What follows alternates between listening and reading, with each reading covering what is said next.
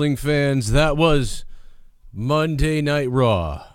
I can't not believe it, but for better or worse, and I would say worse, that was Monday Night Raw. We're going to talk about Raw right now. We're going to take your phone calls. Tennessee, Knoxville, wherever they were, it was just piss poor. They should never go there again. Just the most silent crowd ever tonight. We are going to take your phone calls. We're going to talk about Raw. Did Matt Hardy go broken? Did he not go broken?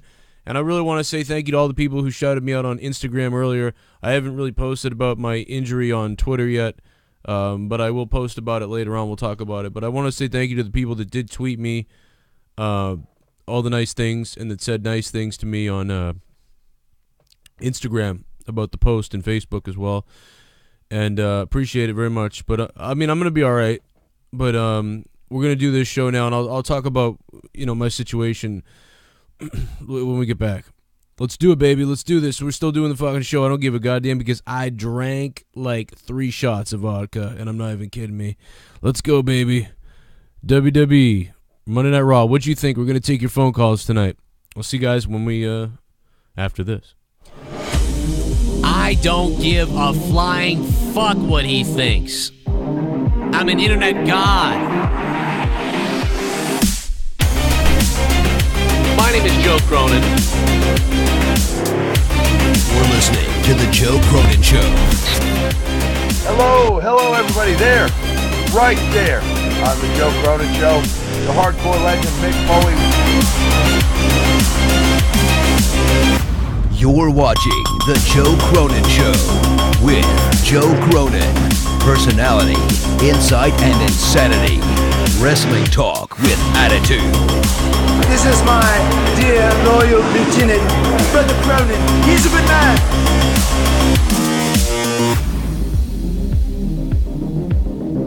How about this? If you're going to call the show, grow a sack.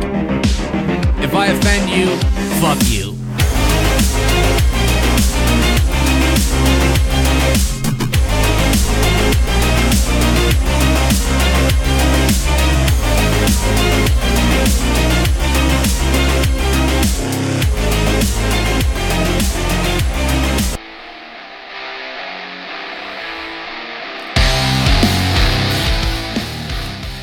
Welcome in, everybody, to the Joe Cronin Show. Monday Night Raw is over. And once again, I wanted to say that, man, that crowd was just piss poor tonight, man. I mean, like, you can talk about how bad the show itself was, but, man, those casuals just suck ass. I mean, you know it was casuals because they were in Knoxville, Tennessee.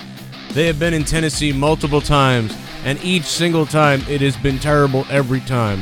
And once again, I want to say we're going to welcome in Jake DeMarco in a few minutes here, and we'll get some people calling, and we'll get this thing going. But I just wanted to personally say thank you very much to everybody who reached out to me about the injury, about what happened to me.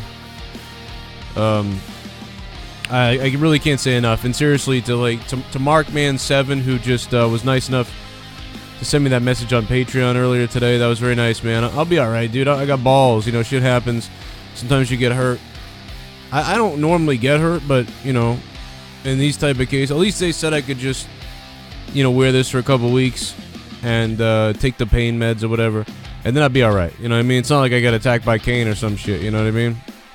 But, shit happens. So, yeah, I mean, is Matt Hardy broken? We're going to talk about that tonight, guys. Is Matt Hardy broken? Is he not broken? Is he woken? We know he's going to get the rights to this gimmick on, they said, like, December 15th or something like that. But, it seems like that's true. And he tweeted out, I'm going woken or whatever. Or, like, it seems my condition has been woken. And the very interesting thing about this with Matt Hardy is the fact that the last time he went broken, if you guys remember, Jeff Hardy injured himself in that biking accident, right? That biking accident. And, then Matt was like, oh, it's all your fault. This is your fault that this happened and you ruined us, Brother Nero. And that's when the Brother Nero thing starts. So I wonder if they're coinciding, like they're kind of syncing this up with his woken run or his broken run, whatever they're going to do. And then eventually when Jeff goes to come back, Matt will blame him again, sort of thing. And then they'll go into that whole situation again. So that would be really very interesting if they did that. But yeah, I'm gonna get Jake DeMarco on here in just a second, guys. Hang on. You know, I want to say thank you to everybody who is, like I said, again, who reached out on Instagram to me and who emailed me. Because, and I mean, I hope this, I just can't thank you guys enough. I can't believe the support that I get on Patreon and that I get on through emails and stuff like that from you guys. So that's really cool. But this is what happens when, you know what I mean, things just don't always go your way. This is what happens. This is what fucking happens when you watch Monday Night fucking Raw! You break your freaking neck! You break your heart! You break your soul! You break your brain! And the very thing that lives inside your heart dies a slow fucking death! What the fuck was that? Jake DeMarco, what's going on, bro? They chanted, "You deserve it." They chanted, Roman Reigns. "You deserve it," to Roman Reigns tonight. That's all that I know Liz is from there and a few other fans, but that's all you need to know. And then they were silent. Delete. They cut to the crowd, like 7 people. Dude, what kind of drugs are in Tennessee? Please pass them over, okay? Please pass over some drugs, Tennessee. If you got some drugs, there's nothing fucking wrong. There's nothing fucking wrong. There's nothing fucking wrong. There's only fucking wrong here and here. My heart, my fucking heart, my brain, and if I have a soul, it's dead now. Because I watched that show. I think they're on drugs. I just think they're on the wrong drugs. They're on too many downers. Yeah, they're on like a whole bunch they of are fucking downers. heroin. Bad heroin going around fucking Tennessee apparently, because that was, you know, I got a lot ridiculous in Knoxville. I got some friends in Tennessee who are great people. So I don't, you know what I mean? Like, I don't know what to say. Like, I've got some friends in Tennessee that are great fucking people.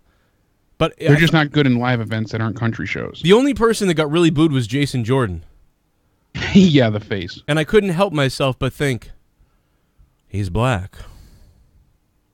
All right, that crossed my mind too, terribly. It's pretty accurate. Jaron, what's going on, bud? Why did they boo Jason Jordan so much there? They didn't boo anything. They didn't cheer almost anything or anyone.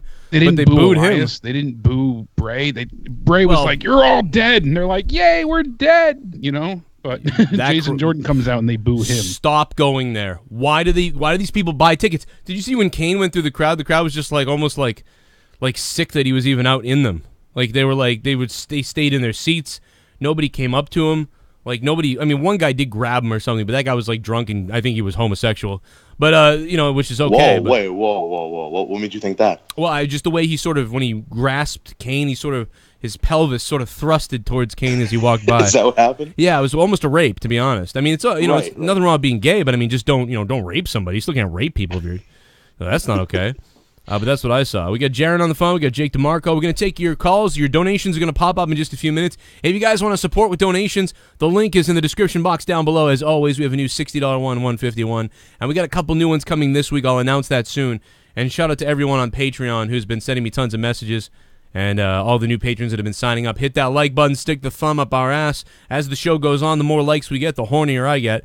And I would say every time they said big dog, I wanted to take a 0.5 away from this show tonight. I don't know how many times they said it. I lost track, but I think it might have been 3 or 4 or 5 or something like that. Maybe 5.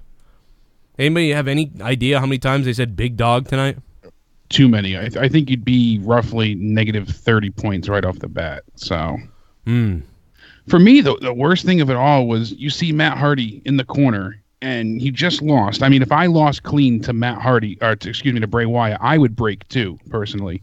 Yeah. But, you know, any saving grace that him turning broken had there, instantly fucking ruined by Michael Cole and that idiotic comment he made. Are we witnessing the beginning of a Matt Hardy, breakdown? Seriously, he doesn't need to open his mouth. You don't need to spell it out. Obviously, it's self-evident and obvious. You don't need to spell everything out for the audience. We're not morons. I mean, there is a giant population that don't really know about the gimmick, right? I mean, they don't have to know about the gimmick. He just lost a match. He's pissed off. They can tell that something's wrong. He's not happy with himself. They already said during the actual match itself, oh, he's going through a lull. He's going through a rough time. He hasn't won anything since Jeff's been gone. He hasn't done anything. He needs to, find himself again. He loses the match. He's in the corner. He's freaking out. He's breaking down. You don't need to spell it out more than that. He did a great job conveying his emotion. Why do you need to say anything? Yeah. Let it happen in the ring. Let it evolve. Let it happen naturally. Well, for the love of all mankind does not need to be fucking said. I think that, like with Matt Hardy, I gotta. Part of me wants to give them credit. I said this in my other video that I put up on my Joe Cronin Show channel. I said, part of me wants to believe that they know that Knoxville, Tennessee is dead, like because they've been there so many times recently, and every time it's just dead as shit. So part of me wants them to believes that they know that Matt Hardy isn't going to get much of a reaction. But then the director was taking clear shots of the audience, like they were expecting the whole audience to be doing this or something, and they just weren't. But I hope that they knew that was going to happen, and this is a slow burn, slow process over the next few weeks that gets more intense, And if they do it, isn't it interesting that Jeff's out and that, the last time he went broken, it was around the same sort of time with Jeff being out, and then he started calling the whole brother Nero angle, and absolutely. I don't want to hate it either, because Bray facing Matt was a match. I've told you how many times, countless times now.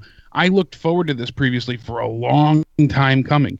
There were so many reasons that this would be epic. A broken Matt versus, the Eater of Worlds. And Bray then really got buried. He became the Eater of Pins more so. But it still could have been done. And then they didn't, utilize the broken gimmick, all the crap that happened. It's just like, I don't want to say it's too little too late, because, if anybody could save it, I think Matt could. If they give him free reign, if they let him be creative on his own merit, I think that he could accomplish great things. They have to also coincide it. They have to coincide it too in a good town, that knows already. But let me play some of these. A good budget in a good area. Play some of these donations here. We're getting behind. Party. Let me know if you can hear them at some point. If I dislike this video, will you block me on Twitter? No, Gorilla Strong, I will not. Actually, if you dislike the video, it still counts as much as a like. That was not the problem that JD had, though. I think the problem was that people on his Patreon were sharing his stuff. But guess what? That happened to me 2 weeks ago.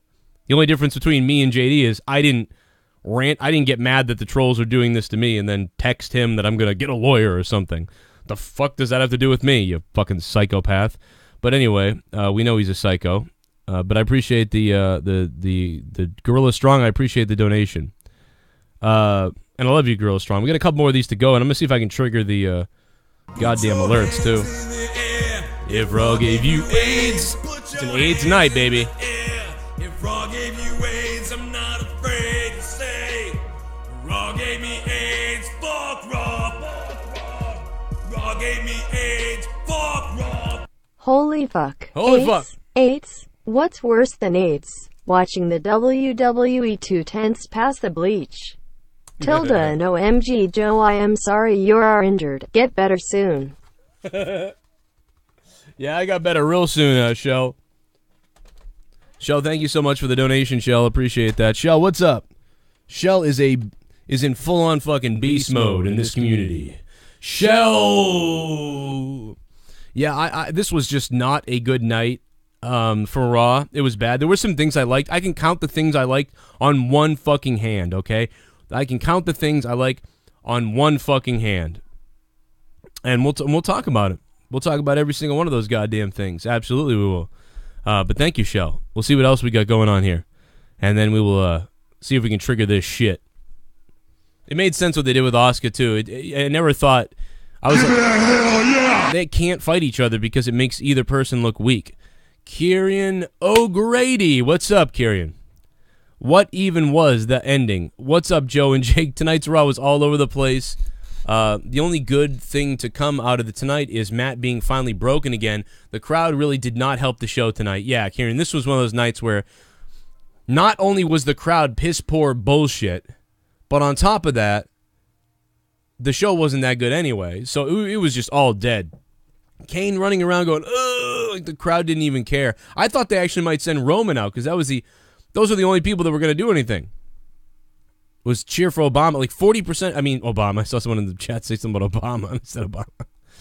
I was going to have kids with Obama. I think I already did. Diverse says, what a show. Funny shit. Miss Piggy found Asuka's hole in her game again. Roman got half the crowd to cheer for him louder than they have in 3 years. And fans gave Jordan a what chant. Then he does knee thing again and sells it horribly. Heel turn. Yeah, I mean, he seems like he's building to go heel anytime now. It really does. Diverse. I got to believe it. You know? I really got to believe that they're flipping him pretty soon. Yeah, the link for the donation is in the description box down below, or underneath the $sign for Super Chats is there as well. So you can go either way with it if you want. Thank you, Diverse. Universal Championship. Hey, this donation's not supposed to work anymore. Oh, give me a freaking break. It really is supposed to be, that donation's supposed to be deleted. I got to delete that donation. I thought I did. I don't know why it's coming up. Used to live in Tennessee, Kentucky border. There's tons of meth houses. I would say that you're accurate in your assessment of them being on drugs. This show is an absolute fucking joke. Kevin Dunn, Vince, fuckface, man, kiss my ass. JP Baker, 91. I would say it's maybe a mix of that and a mix of just casual people and a mix of, just families being there. I don't know why that donation played. I thought I deleted that. I'm going to put something in 555's place, but that won't be until tomorrow, guys. But look for that.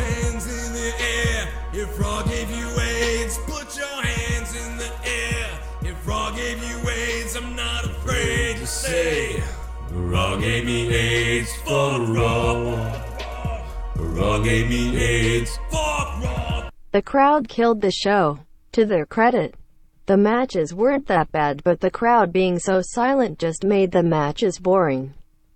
And Cole and Booker T, please shut the fuck up. OMG, you know it's bad when Corey Graves is the best one out of them. Yeah, I mean, Corey Graves is good, but again, Corey Graves is all over the place. He's a face, he's a heel, he's bad, he's good. Corey Graves is one of the most confusing people, like announcers. So you can, he is definitely one of the people I enjoy the most usually. But then he's like all over the place, and I don't understand what the hell that's about. Just call me Luke. Thanks for the donation. Just call me Luke. $7 is in here, baby. If you guys want to bring it on. It's Cyber Monday, motherfucker. Don't miss out on all the deals. I know I'm gonna, because I'm live right now and I can't shop. But you guys are bringing it, so thank you for that. You can buy Jake, get one free. You can buy Jake's cock and then get his balls free. Buy one, get one. I will tell you Joe, the donations, we can hear them. You can hear them? Oh, good. Okay, nice. Yeah, it triggered as the first one. Sick. What I will sick. Jaren's the key. That's what it is, and that's why the 555 worked, because it doesn't want to go away while Jaren's here. Because Jaren's here, yeah. I want to say that these are the things I like tonight. I can count them right now. Just deliver them right out to you. Drum roll, please. I liked Dana's promo and then her getting beat in like 3 seconds, which has to be a record. I feel like. I like Matt Hardy going broken or deciding to do the delete thing. They finally started doing that. That was cool. Except for the crowd was dead, so that wasn't that good because the crowd ruined everything. So even if something was good tonight, it was ruined because the crowd sucked. So most things sucked, but the crowd ruined it if it was good. So that I liked, and then I liked Paige's new group. I liked what they did. I liked everything they did. Why they didn't attack Asuka is pretty simple, because if they get in there and Asuka beats them all up, well, they look weak as shit now. And if they get in there and they beat up Asuka, then for some weird reason that makes Asuka look vulnerable, and they don't want to do that. So there was no way for anybody to really attack anybody. But it was weird that a face backed away from a fight. That was they shouldn't have had them come out in that scenario at all. It was odd. It was really bizarre. Like, I know they don't. If you don't want to book yourself in that scenario, then just avoid it altogether. You decide when they go out there, so don't have them do it. What should have happened is they should have came out there, surrounded the ring. And then the other two girls should have backed up and gone behind Paige, and then Paige should have put her hand on her head like think about it, or you could be with us type of thing, and then leave. Exactly. But why did you make it seem like Asuka backed away? That was I liked everything those girls did, but that was the only thing that was kind of like, well, that's weird. Obviously Asuka's smart to leave, you know what I mean? But just usually isn't something you see a face do. And that's all I had was Dana's promo, Matt Hardy deleting, and the Paige group. Maybe I missed something, but was anything else? Absolution. What an odd name. I don't know. I mean, it's better than the PCB and all that shit, but Absolution. Maybe it'll grow on me, but I do like how they're like a female Shield at this point. Fucking everybody up, taking names and kicking ass and chewing bubblegum. They've got like the straight edge society kind of vibe to them as well, right? Like join us, or like you get that vibe kind of, minus the whole joke stuff. I don't know if I got that vibe, but I just got the vibe of like, man, they're really a group. Like it feels like they're really a group. Sometimes things feel stupid, and at first this was like, this is weird, but now it's like feeling like more and more legit. So that's what I did. Like there's like a little peg that was put on the top of the cat. You know, every week you add a peg and it builds up to a nice building. And I feel like a couple pegs are added tonight where I believe that group. And I like that. I like the name too. Absolutely like the name. Fucking yeah, PCB and that shit was retarded. So there's no way I'm gonna have a problem with Absolution. That shit was stupid. Yeah, it's better than that. But I don't know. Maybe it'll grow on me. When I first heard it, I was like, that's a bit odd. But yeah, well, what are you gonna call him? What are you gonna call him? I want to give them credit for the creative because Alexa Bliss saw Paige, you know, her Absolution group come out, and all of a sudden she just kind of looks, cowers away, and took off. I like the way they did that. Makes sense. I like seeing her, you know, she thought about it for a second. She's like, I got to get the hell out of here as they went down to attack Sasha. So, yeah. Jaren, what did you like about Raw? I liked finding out that Xavier Woods blocked me on Twitter. That was something. Why did he block you? You didn't see my tweets about this? I literally have not tweeted this man since March. I haven't added him or even mentioned him on my Twitter since March, and I just found out that he blocked me because I was going down your Twitter and I saw that you tweeted him about the whole Tetris tournament thing. Yeah. And I tried to click on his profile and I'm like, wait, did he delete this tweet? Why did it? But it was like, no, because it said I was blocked. I don't understand why. Xavier Woods, maybe you sent him like Paige penis photos or something. Nothing recently. He shouted me out last night on his show. To look, I like to search. Watch last night on his show. Check this out. Really good. Australia doesn't really do Halloween or Thanksgiving, so Christmas has to win. Okay, let's see. Joe Cronin says, "Man, Tetris is so different now." Who are you fighting for? I said I thought I was sleep deprived when I saw this intense streaming new puzzle fight. Tell me he doesn't sound exactly like you, Jaren. I don't see it. I really don't. I don't know. Maybe that's just me because it's me. But maybe I just come off a different way. You're Jason Jordan. You sound exactly like Xavier Woods. But yeah, Xavier name dropped me last night. Maybe he went and then looked at my channel and saw that you sound like him, and he got jealous. So he deleted your Twitter. He blocked you on Twitter. That's what it is. Like in intimidation kind of way. Yeah, because I also said to him, "You sound like my friend Jaren." I was talking to him on Twitter. And I said, "You sound like my friend Jaren." So then maybe he was like, he looked at you and he was like, well, "Fuck Jaren," and he blocked you. Wow, that's so racist. weird. Can't believe he blocked you, man. Unbelievable. Yeah, I'm so you sent him I can't see Xavier Woods' tweets anymore. You sent him like Paige shit or something like that. You know what I mean? Not since March. I swear. No, right, but that's when you did it, right? So that's probably when he fucking clipped it. He probably like deleted you then. He was like, "Oh man, fuck this kid," and deleted you. Probably. I don't even know. Oh man. Whatever. They put so much filler into tonight's show. Like, what was the point of Finn Balor coming out? It just so much destroyed filler. Him. What was the point of that? They had the harmonica thing, and they weren't even playing. First of all, it was the best fake harmonica playing I've ever seen in my life. Oh, yeah, God. they dubbed that in. Leah told me that was horrible. What was that? Like, Leah told me that she was like, that was the worst thing I've ever seen. And I missed it, though. That was one thing I did miss. What happened? Was it like they were playing harmonicas? Like, I mean, it was Elias Sampson. The members of the Miztourage out there. Okay. Yeah, it was just I just heard. No, yeah, it was just Elias Sampson and the Miztourage. They were playing harmonicas, and it was very, very obvious that it was fake. But they did the best job of like covering it up to make it seem like they actually were playing the harmonicas. I thought that was funny, Jeez. but it wasn't necessary, and they did it for way too long. Finn Balor came out. What was the point of that? Braun Strowman could have saved Jason Jordan. I don't understand. They had Finn go out there and get his ass kicked just to have him remember his place. Yeah, because he's been running his mouth on Twitter. Yeah. All of his over comments, they just threw him out there to be like, remember, you're the bitch. They were in the wrong city tonight for that too, by the way, because they were trying to WWE rip. Mello Yo says, "Rest in peace, WWE." Rest in peace. I know whatchamacallit. I know Finn Balor was trying to get the crowd to do his little hand symbol or whatever. And like because it's the Tennessee crowd, like nobody did it. So, they weren't really going for it. Didn't really get his message across, That crowd just wants to go listen to country music. Pretty much. And kiss their sisters. Brother Nero, what did you think of Monday Night Raw tonight? Brother Nero, why was Monday Night Raw so shitty, Brother Nero? So shitty, Brother Nero. They made Emmy broken way too fucking late. I must delete them. Lol, Matt needs to get out of. there because nobody even cares at this point about him or his gimmick. Yeah, but Luke, again, like, I think it's because Tennessee, they didn't care about anything tonight. They cheered Reigns, and that was it. That tells you what that fucking crowd was. That crowd was full retard. For a while now, I said, oh, well, when it happens, I'm not going to give a shit. But again, it's Matt, and you see him start to tease these things, and he's teased us for so long, so if this does come to fruition, I just... Goddamn raw success more and more every week. I'm buying stocks in Bleach Hay to both chats.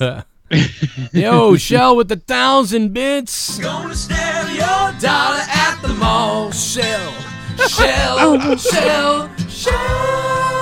We're gonna steal your wife, your son. We're gonna stab you with a butcher knife. Hey, Shell, thank you so much for the 1,000 bits on Twitch. It's Cyber Monday, baby. What are you saying, Jake? It's hard to give a shit at this point because it's been so long, like we said, and you and I have said in the past, oh, well, if it does happen, who gives a shit? But then again, it's Matt, so it's hard to ignore. Yeah. It happens, and you gotta be all for it. Oh, yeah. It's on tonight, motherfucker! It's on tonight, motherfucker! On motherfucking Facebook! The TN crowd was AIDS, the show was gonorrhea, and the product is cancer. It's no wonder why the Titans haven't won a Super Bowl. Oh, God. Super Laser. WWE, please stop going to Tennessee. Please, please, please stop going to motherfucking Tennessee. Even motherfucking Super Laser knows. Super Laser knows that this crowd sucks dick. Why not just do fucking Starrcade from there? What the fuck, bro? Like, yeah. The Bark Dog in the chat was there tonight. He said that he enjoyed it, but he's like, oh, I feel bad because everyone's shitting on my hometown. I said, well, it's not you personally, but I can understand why you feel that way. The crowd sucks. It's still your home, but the crowd was awful, you know? Everyone takes stock into their hometown, their state, things like that. It's hard not to, but they were bad. They were really bad, unfortunately. But he said he didn't care much for the ending either. Everything else was decent, but I didn't care much. And they dragged it out. They dragged it out to 11:05. It was ridiculous. It didn't need to go that long. long. He was beating him up, and then Kane just did a slow walk for the last 3 minutes. Kissed by your rose on the grave. I don't know. That was fucking. Who was that? Harry, who dropped those bits. I don't know, man. Thanks for the bits, though. Donation buttons down below. We got the Streamlabs notification link. That was Mellow Yellow. Mellow Yellow, thank you, man. The donation link is in the chat. I'm putting it in the chat for you. I don't know how you can't find it, but here it is. Here it is, motherfucker. Ha! Joe with a freaking broken neck. Joe with a freaking broken neck. Rock and suck on my great balls of fire. Kane penetrating to choke was cringy as fuck. Oh, pretending to choke. Did you just say penetrating? I did. I said fucking penetrating. We know what's on Joe's mind. Where's Leah? Is she safe? Leah, blink twice if you need help. Who wants to go? Call the show. I'll fuck your ass. Yeah, man. Some penetration. I'm thinking about penetrating everybody tonight. Talking about Cyber Monday. Yeah. I'm going to sleep with somebody's mouth. Brother Nero, what did you think of Monday Night Raw tonight? Brother Nero, why was Monday Night Raw so shitty, Brother Nero? So shitty, Brother Nero. Brother Cronin, the Great War is upon us again, and he of two W's. Bask upon it. The Goon. Thank you, Goon, for the $10.50. Yes. Is it here? Is Matt Hardy broken? I'm looking for the general. I've been trying to speak to the general on Twitter. We all know that the general usually reaches out to me when he becomes broken. So I'm trying to get a message to the great leader. Give it a hell yeah! To figure this shit out, as I am one of his lieutenants. Mirov! Yesterday I saw Off the Script episode 3 shitted on people that have donations and live calls on their channels. And I think that he was targeting you. I recommend you watch it. Oh, yeah, that's all that fucking guy does. He shits on people. That's what the fucking psychopath does. JD's a fucking psycho. I mean, I think... Not once have we ever sent anyone to dislike or discredit any of the content. It happened to me! It happened to me, bro!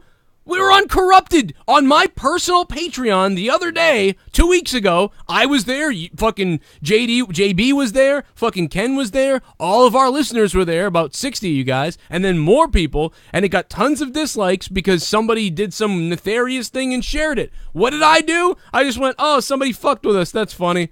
And then I just moved on. I didn't go grab my phone and grab JD's and text him, I'm gonna get a lawyer because some trolls said something to me. What the fuck? The dude is a fucking psychopath. Okay? Fucking psycho. Why don't you go break 3 girls' hearts again? Okay? Go fucking work 3 different girls at the same time, you sick fuck. Your fucking problems over there, man. And then then all the people coming to me like, oh, drop it. Fuck, I didn't bring it up. He brought it up on Twitter, and now he's brought that up on his fucking show? Oh, fuck off and die, bro. You fucking pussy fuck. I'm going to start a show with somebody, then not show up to the shows. But I'm going to tell him I'm coming, and then not show up. And then I'm going to just randomly tweet an hour later that, oh, I don't feel like it. And then I'm going to be told, hey, just deal with it. He doesn't want to do your show. It's not my show. It's our show. Friendships because my brand's more important. You fucking idiot, psychopath. Fucking narcissist, psycho. #1 podcast. People think it's just #1 because out of nowhere. They don't realize how much more there is to it. They're like, oh, why? Because he didn't show up to a show? There's so much more. You've taken the high road so many times here by not delving deeper into this. I'm going to charge my listeners an extra money. I'm going to do what JD does. I'm going to charge you $5 to watch me on Patreon because 1 week some trolls disliked one of my Patreon videos. So I'm going to make you guys pay more for it. What the fuck? What kind of psycho sick-ass fuck is that? So, you know what I mean? I don't care what he says, because he's a psycho. I thought he was cool. He's a psycho! If you knew half the shit I know, you wouldn't fucking believe it. You wouldn't believe the fucking texts that I have. The channels that he striked down because they talked about him. Some guy made a video about him. He striked it down just for the guy talking about him. He's a Didn't even psycho! have any content in there, nothing. You think I'm weird? You think I'm a psycho? Holy motherfuck of hell! But anyway, let's move on. But Jesus Christ. I bet he's got a chode. Yeah, dude, get the fuck out of here. The only fucking psychopath. But anyway. Joe, I listened to the video you made about Finn Balor, and you made some solid points. I'm a big fan of him. I don't see him as, Control-C, Control-V, copy and paste as you do. I went back, though, and I tried to be objective and watch some of the more recent matches, and I do see what you're talking about. The sling blade into the coup de grace. He does have that similar moveset. But I feel like it's also they're trying to make him more marketable, in a sense. I feel like, he had less creative control recently, and it kind of goes by what we've seen on Twitter and his distaste for the business currently. Because you look back at previous matches, he was fantastic. And since he injured his shoulder, he hasn't been able to do nearly anything that he did before. He hasn't been as entertaining. He hasn't been involved in Finn Balor. He hasn't been involved in any worthwhile storylines. And then when he finally starts to get back off the ground, Bray, has his shit happen, and then it just he can't catch a break at this point. And now Vince says that he basically undervalues him. Doesn't see how he could be utilized properly. Cancels the match with Brock Lesnar, say that he's essentially useless without the demon gimmick. And it's really unfortunate. I don't agree with everything you said. I see why you feel that way. I don't view him as straight up cookie cutter as you do, but it's just very disappointing. There's so many great talents that they have nowadays, and they can't fucking write for any of them. Yeah, we have the absolution angle going on with the women right now. And Alexa's going to be pushed so far into the background that they're going to forget they have a women's champion. I guarantee it for the next 3 weeks. She's going to be out of the spotlight. Yeah, they can't write. They almost can't write for anybody. It's true. The writing is so bad. When you look at Velveteen Dream and Aleister Black, that's when you go, oh man, NXT knows how to do that. They did a fairly simple storyline, but somehow made it somewhat seeming complex in a way, and then they made it so interesting with these characters. And they built on their strengths and everything. They built on the guy's strengths, for Christ's sake. But on WWE main roster, it's almost like, well, you could be a level 10, but we need you to come down to level 7, and then we're gonna dumb it down some more with all this bullshit. And then we're going to even like just not know what we're doing and contradict everything because the stories change. So there's all these variables that just go wrong on the main roster when it comes to stories and potential talent and what people could do. Like, they just constantly dumb it down, water it down. Look at Bobby Roode and Shinsuke. I did this on my rants the other day in my other video. I mean, it's just so clear. Bobby Roode should absolutely be a heel. I think right now they don't know what to do with him, or they just don't have anything for him or have anywhere for him to fit into anything. So they're just like, well, let's just make him be a floating face. He's a floating face. If you weren't going to bring Bobby Roode up to make an impact as a heel, you should not have brought him up.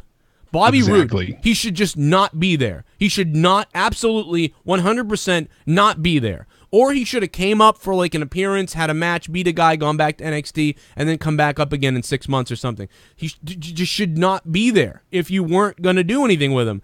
And he could have matches with Baron Corbin, but he could do that now because he's a face and Corbin's a heel.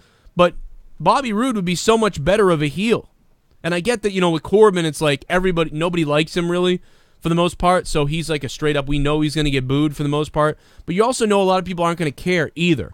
But if Roode is playing big time heel, you'll have some people doing the glorious along with him, and you'll have some of the casuals hating him. And then if you have somebody else who is the face, be the face, then you might do better. But Bobby Roode as a face right now, it's so confusing because you're going on what he did in NXT. Oh, he was such a heel in NXT, but he's so over. So we're going to bring him up as a face. Why? Why would you bring up Bobby Roode as a face in front of a WWE main roster crowd? It is a different crowd. It is a different crowd. WWE has said this a million times. Road Dogg has said this a million times. Adam Rose has said this a million times. Everybody from the WWE always has that mindset that the NXT audience is like 10% of the WWE audience. The NXT audience is like 15%. They said that. So if that's the case, why would you go on what he did in NXT and carry him into a face going into WWE main roster? Why wouldn't you launch him as a heel like he should have been launched? It would have been so much easier for him to perform, easier for the crowd to get it, and then they would have been fine. And American Alpha, because anybody that comes up face is going to have a struggle. So they're going to they have a huge hill to climb. It's easier to say your town sucks and garner a little bit of heat than it is to prove, for them to instantly like you. Look at Elias. Look at Elias. Yeah. Once again, I just said it the other day. Steven Larson, my buddies over on their podcast, they talked about who they want to see come up from NXT. The top 10 people they want to see. I don't want to see anybody come up unless they're a C-plus player. C+, D, and F. That's all I want to see come up. I don't want to see A's and maybe even B's come up from NXT because Elias does well on the main roster because he comes up as a heel, has a gimmick, and that's it. But when American Alpha comes up, well, they're supposed to be face, but you give them no story, so there's nothing to go on because the WWE can't write a story for them at all for some fucking reason. And Elias, they can write tons of stories for him. Bobby Roode doesn't really have a story other than he goes, yeah, he's just an entrance. That's it. And Shinsuke. In Shinsuke, what did they write for Shinsuke? Sticks and stones may break my bones, but words will never hurt me? Yeah. The artist? They suck. As of right now, there have been 12 NXT champions in history. You know how many of them have won a world title? 2. Seth Rollins and Kevin Owens. The rest of them, Bo Dallas, Big E. What are they doing? Finn Balor, Kevin Owens. They've all kind of faded into obscurity, except I guess Big E or something like that if you want to count him in the New Day. But all the rest of them, Neville's gone. Bo Dallas is... Bo Dallas, I was laughing at Bo Dallas tonight. I don't know why. Did anybody, I looked at Bo Dallas tonight. I don't know why. He was cracking me up tonight. That was the most he said in, what, a year? Maybe. Oh, well, no, he said all that shit to that cop when he got arrested at the beginning of the year, yeah. Yeah, so it's been a while. I don't know, he said a bunch of shit. Oh, it's Christmas time. Oh, this is going to happen a lot. This is relevant now. It's Christmas time. Gotta get the gifts. Santa's on his way. I wanna make a porn in Santa's sleigh. It's Christmas time. It's Christmas time. Let's get it on. It's Christmas time. It's Christmas time. It's a Christmas song. Wow, V2 of Doom, you're giving this a 5 out of 10. That's a lot of credit, bro. I'm surprised, Vito. This is a fucking Christmas song. It's Christmas time. I wanna fuck Mrs. Claus.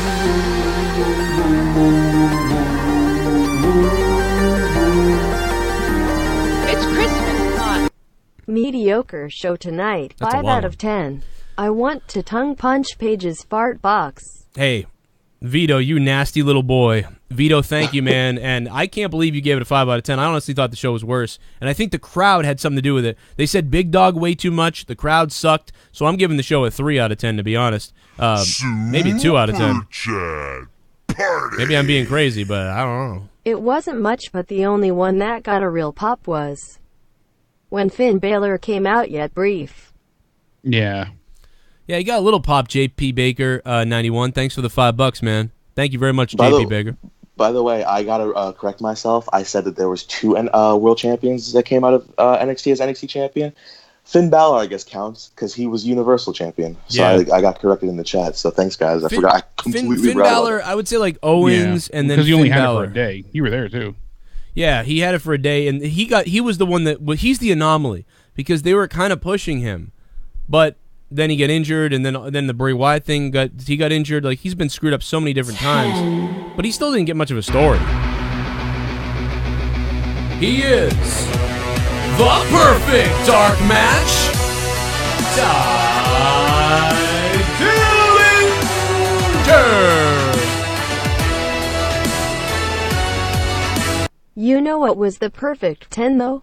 Detroit basketball beat your Celtics tonight, bro. Oh, shut up, Go Pistons, boy. Fuck!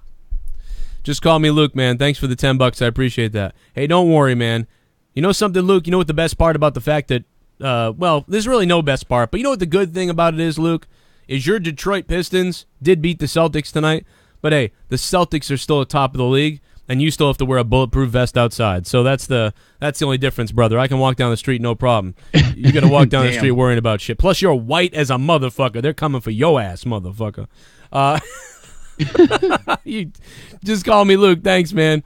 Yeah, man, good shit for the Pistons tonight. Wow, I saw that score earlier and was like, oh, no. But hey, whatever. The Celtics are a surprise. What will the Pistons do this year? I don't even know what their record is, to be honest. I didn't see that shit coming. 307. I got this WWE vinyl figure. I'm going to open it up. Tennessee likes Roman like they like their mook house. Oh. Broken Matt. Still no one gives a fuck about Jason Jordan. AIDS. Bry Guy 10201. Thank you for becoming a $5 shitbum. Appreciate that, Bry. What did he say exactly? Tennessee like Roman Reigns, like they do like the mook house. Broken Matt. Yeah, Broken Matt, man, he's doing the delete, which was cool, but it was like, man, talk about the wrong place to do that. But again, I hope it's a slow build and they know where to do it. I got to believe WWE knew that they were going to get almost no reaction tonight. I wish they would just call an audible at those times, be like, hey, ref, quick, tell Matt not to do it tonight. They're going to have him face, just they have to see the way the crowd cheered for Matt when he came out. Like, just judge your audience, listen to the reactions you've gotten so far, and just wait. Come on, do it next week. They're going to be in LA, right? They're going to explode for that. Yeah, LA should be better, much better, yeah. WWE News says, James WWE News says, yes, Matt Hardy is woken. And fuck the cat lover. I got 2 words for you. JD, meow, meow, meow. I don't know, man. I don't want anybody to fucking hate on that guy. I don't fucking care. You make jokes about someone, you call him a cat fucker, or you call him a bitch or whatever. Who cares? I don't want anybody to go over. That's too far. I don't want anybody to go over. Cats, that's too far. Oh, fucking don't care. But I don't want anybody to go, harassing somebody. You know what I mean? But again, I get harassed all the fucking time. But I don't fucking almost never complain about it. So it's just weird to blame me for it. Why the fuck would you blame me for it? JD goes to raid on Day with Da Hippo. Cobretti. Yo, Cobretti Gaming Network. Thank you, man. And I wouldn't even mention if this fucking guy wouldn't stop basically talking about me without mentioning my name. Notice he won't even mention my name. That's how much of a pussy fuck he is. But, I mean, that's basically what the deal is. You know what I mean? I get shit on. I get attacked. I don't say anything. I certainly don't blame him. But even when we were friends, he attacked me. Remember when we were in SmackDown? We went to SmackDown, and somebody trolled him and on his Patreon? And yeah, they went into his Discord. Remember? Yeah. It couldn't be that people know that gets to you, so they used my name when they trolled you, because they troll me too. You want to see my dick? I'll take my dick out right now. Fucking narcissistic psychopath. Dick. Do you want to see my dick? I will show you my penis. We're opening it up. I'm Sean's View. Don't screw with me, or else I'll show you my penis. I don't know who we're gonna get. Do you want to see my dick? Do you want to see my dick? Yo, what's up, Sean's View? #1 podcast on I am the KANE Omega of the IWC. Yeah, you didn't even know who it was. Your opinion is irrelevant. Joanne. Vacate. I'm charging your inferior asses $20 a month to hear the voice of the podcast world. All you retards can die a slow, painful death fucking nobodies. Thank you, JD, from NY207. Yeah, you love Kenny Omega. You're the Kenny Omega of IWC. Only problem is you didn't know who Kenny Omega was 3 years ago. That's the problem. You can go watch my videos when I reviewed New Japan Pro Wrestling. You can't watch his, but you can watch the video where he goes, I don't really know that much about him. You can go watch that video where he says that from 2 years ago. Who's this Mitsubishi Nintendo guy? So you're the real Kenny Omega of the IWC, even though you're 2 years older than me, but you didn't know who Kenny Omega was 3 years ago. You fucking fake. Paige Down syndrome. Did they give Jesus? They give a goddamn script to Bray tonight? We all are dead. You're damn right we are. This show killed us. Early prediction: who do you guys want to win the Rumble 2018? All right, we'll keep the Rumble question on the deck there. Jake, who do you want to win as I open this figure and find out who we're going to get? Who do I want to win the Rumble? Who are we going to get? I have an answer. Yeah. Shinsuke Nakamura. You want to see Nakamura? Nakamura. Yeah, I think it's over. I think it's long due that he wins the title and he gets his opportunity. Think about it. Shinsuke versus AJ at WrestleMania. That would make up for Roman versus Brock. Are you kidding me? All right. Who is that, Joe? It's definitely not Roman because I don't feel a giant cock. No, seriously. By God, it's got to be _ I don't know why they have driven the golden ticket to Kane's gimmick into the ground repeatedly. Yeah, I don't know why. He's goddamn Undertaker's brother. Yeah, I don't know, man. It was funny watching Kane fall into the crowd and just slug into the fucking crowd, slouch into the crowd. They're like, and nobody gave a shit. Like, they were all just like, there was one guy like trying to keep his soda from getting knocked over. There was a person in a wheelchair like, oh my God, I hope he doesn't hit me. There was other people just fucking trying to stay away from him. Back in the day, even in 2008, people would be like grabbing him and stuff. People just they were scared of Kane. Loved seeing Joe choke Roman like a $20 hoe. Yeah, choke me harder, daddy. Oh, Gorilla Strong. I'm so glad you mentioned that, Gorilla Strong. I'm so sorry, everybody listening. I left that out of my things that I liked tonight. I absolutely loved that. But not just because he was choking Roman, but because it was kind of out of nowhere. Didn't really see that coming. Yeah, it was a really cool build. I appreciate, in the sense of for next week, we're going to see, obviously, probably Samoa Joe challenge for the title, possibly. Yeah. Or at least at sometime soon. And the one thing that did upset me, though, is like Roman even said it in his intro tonight, to open the show. The IC belt is now the title for Raw, which it has been for a while because, Roman obviously has been there and Miz has been there, JDP, but Brock Lesnar hasn't. Inside job. It's an inside job. It's a false flag. It really does feel like it's a false flag. It feels like he did it, then just wanted to complain. This guy plays victim like you wouldn't believe. He plays a victim like a fiddle. Like, oh, woe is me. I have to increase the pledges now because people disliked the video a couple weeks ago. It happened to me twice, guys. I didn't increase anything. I didn't do anything. Because why would you? Unless you're a shit. It's an inside job. He's a virtue signaling victim. Super chat party. Lady boners up, guys. # lady boners up and guys normal boners up. Shell is naked in the chat. Oh, Shelly, you fucking naked in the chat. JP Baker 91. Thank you, JP Baker. I salute you. You are a good soldier. But JP Baker, we got to find out what's in this fucking bizarre trash bag. What the fuck? It looks like I'm going to open up dildo or something. Yeah, quit teasing me. Open it already. Oh yeah, baby. It's motherfucking Brock Lesnar. Go figure. Just saying, he hasn't shown up in a fucking. I got Brock Lesnar. Woo! I am so pumped up right now. I got to tell you, I am so fucking pumped up right now. Give it a hell yeah! I usually get Reigns or Nikki Bella or some stupid shit like that. Oh my god! The last Lesnar figure to appear on a Joe Cronin show. Mirov, Joe Creative sucks. That's why heels are faces, faces are heels. By the way, what happened with the Bruins? Why is Anton Khudobin starting instead of Rask? Because Rask sucks, Mirov. Rask has blown asshole this year. And I never have been happy with Rask ever since they thought he was like the next guy. I was like, no, Thomas could ride this for another 5 years, but they were like, Rask. And now Rask sucks, man. This is awful. He started again the other day and blew it. I think you're going to see Khudobin become the goalie. Khudobin's kind of like Tim Thomas was. He said fart box. Fart box. Hey, Jim Cornette. What's up, Jim Cornette? What do you think of my fans? Hey, you suck Joe Cronin's dick, fucking faggot. No, Jim, why would you say that, man? Come on. I gotta write down which podcast those were from Jim Cornette when he flipped out on me. I think it was from like episodes 203 and 202 or something. I don't know. I gotta go back and find them. That way I can save them forever, so I can always go back and listen to them because there's so much gold when he just calls me a pickle licker and everything.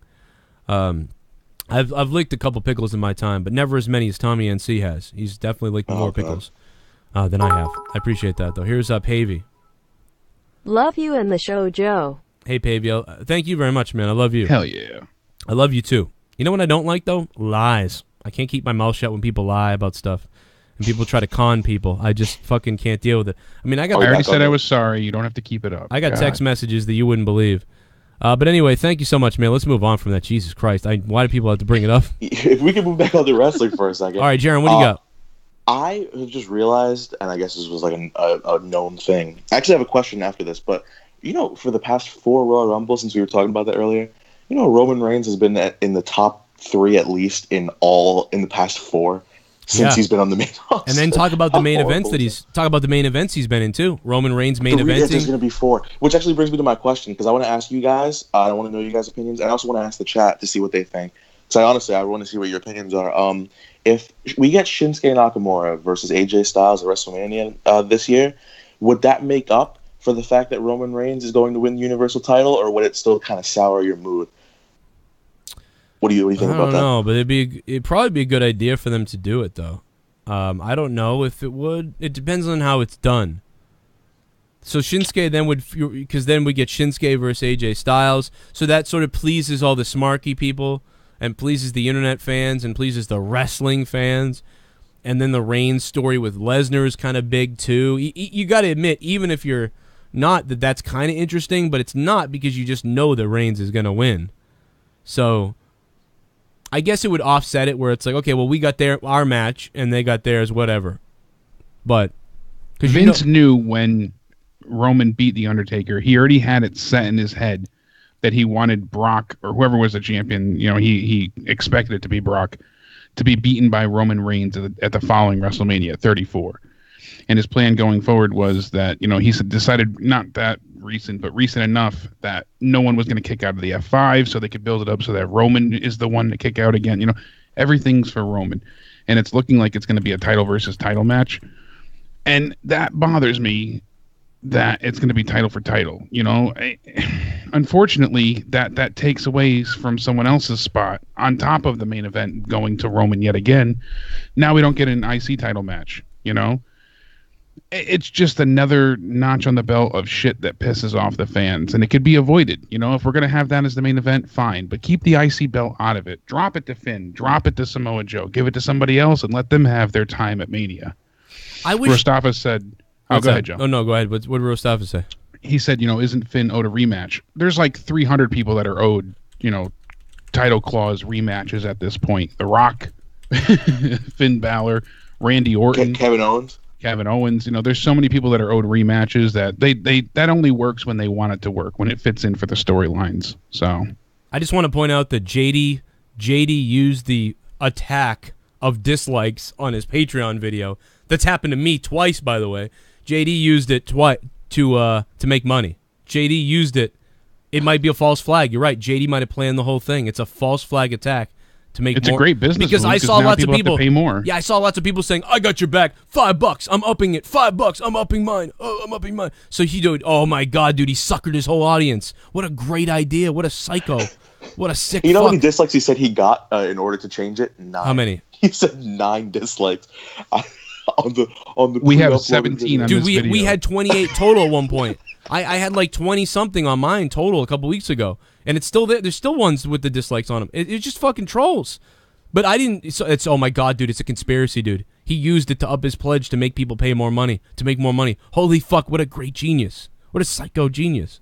Anyway, so I also heard he's responsible for 9/11, but keep that on the tail. Whoop, no, you didn't hear that from us. Oh, and remember that dog that got sodomized a couple years back on New York? Well, never mind. Okay, let's take phone calls, guys. Remember Sandy Hook? Well, it was his uncle's brother's father who told them where they could buy the gun. That's awful. What the fuck? Oh my god! What the fuck? What the fuck? What the fuck? Buck. The Buck never stops. Ryback's former co-host. What's up? I ain't fucking Ryback's former fucking co-host. Fucking, he's too fucking goddamn fucking dumb for my ass. Fucking goddamn. Anyways, He's putting on panties right now. What's up? What'd you think of Raw? Buck? It was a fucking piece of shit. I mean, I'm gonna make this short, fucking sweet. Fucking Joe, you're the fucking shit. Suck my balls to anybody that doesn't fucking think so. Fucking Raw, Paige looked like a fucking 3-cent fucking whore that you could pick up at a damn truck stop. Fucking Yeah, her makeup, dude. What is up with it? She looks like she got molested by a clown or something. The fucking, I'm sick and tired of fucking hearing it's true, it's fucking damn true. Wanna know what? Suck my balls. That's damn true. I'm Goddamn. back. That too. Yeah, that too. And fucking, I don't know what the fuck they're doing with Matt Hardy. And fucking, I'm fucking drunk as fuck like every day. And yeah, Joe, you're a beast, and keep doing what you're doing. I would think that you would like Raw a little bit more because you're drinking. Because normally when I drink, it gets like a little bit better for me. But you don't get better. No. For you, it doesn't. You're just like, nope. It pisses me off, Joe. Everything pisses me off. But I mean, it's fucking. It's not good to drink. Like when you drink, you want to fucking drink with friends. You want to fucking have a good time. All that shit. I don't want to fucking have this fucking cancer radiating out of my goddamn TV into my fucking corneas. God damn it, Joe. But thank you. All right. Fucking, you're fucking great. All of you, shout out to the chat. And fuck. Did I get anybody with that neck brace earlier tonight? Was there anybody that was like, oh, he's hurt, like, or what happened? You got me, and I was on the show. There's a few people in the chat right away. I know the Rose was one of them. There's a few others. They were like, "What happened? Was that from Top Rope when Joe fucked himself up?" You know in what's the so funny? turnbuckle? Joe was doing that little bit when he took off the neck brace and started screaming. I guess they couldn't see it on the stream, but Jake just sat there with the straighest face on. It was the he no-sold Completely it. no-sold like, it? He was just like, he's just something else is going on. That's so Hey, fucking awesome. I knew only you could see me, Jaron, so that was for you. That I is didn't have to okay. play it up yet. It was great, freaking so awesome. thank you for that, by the way. Oh man, I'm trying to see what my condition was like. It's what happens when you know My what I mean? Things condition. don't always go your way. My Shayla. My Shayla. This is what happens. This is what fucking happens when you watch Monday Night fucking Raw. You break your freaking neck. You break your heart. You break your soul. You break your brain. And the very thing that lives inside your heart dies. I don't know what I was saying. Because, Drew Wilson said And he I mean, fell for it hard. He was worried, so. yeah, because Sounds like a fucking Saturday night. Leo was like, "You look like an idiot with that on." I'm like, "Well, it's a neck brace." Like, does anyone ever looked all right with a neck brace on? Like, who hasn't looked? I have one of those like severe traction neck braces that really, give you the ultimate like 7 chin face. Really pushes you up. I was gonna go downstairs and look for it quick. I was like, I had to match Imagine Joe. we if we all both had 'em. neck braces on when you started the show. Yeah, that'd been great if we both had them on. At first, I was like, how long has he had that neck brace on for now? It's been weeks since he got attacked by Braun. Since what, Hell in a Cell? Or before that, actually? Yeah. But it's just funny, so. Well, I got to tell you guys, we always like to keep it. I I don't give a flying fuck. Beginning of the show started. We always like to keep it family friendly. Closer and closer to tonight's main event. But I want to remind you real quick that we always like to keep it. Listen to the people going to say it. That's my favorite thing is the crowd started saying it. You could hear some of the kids and women going, family friendly. And then I dove into the corner.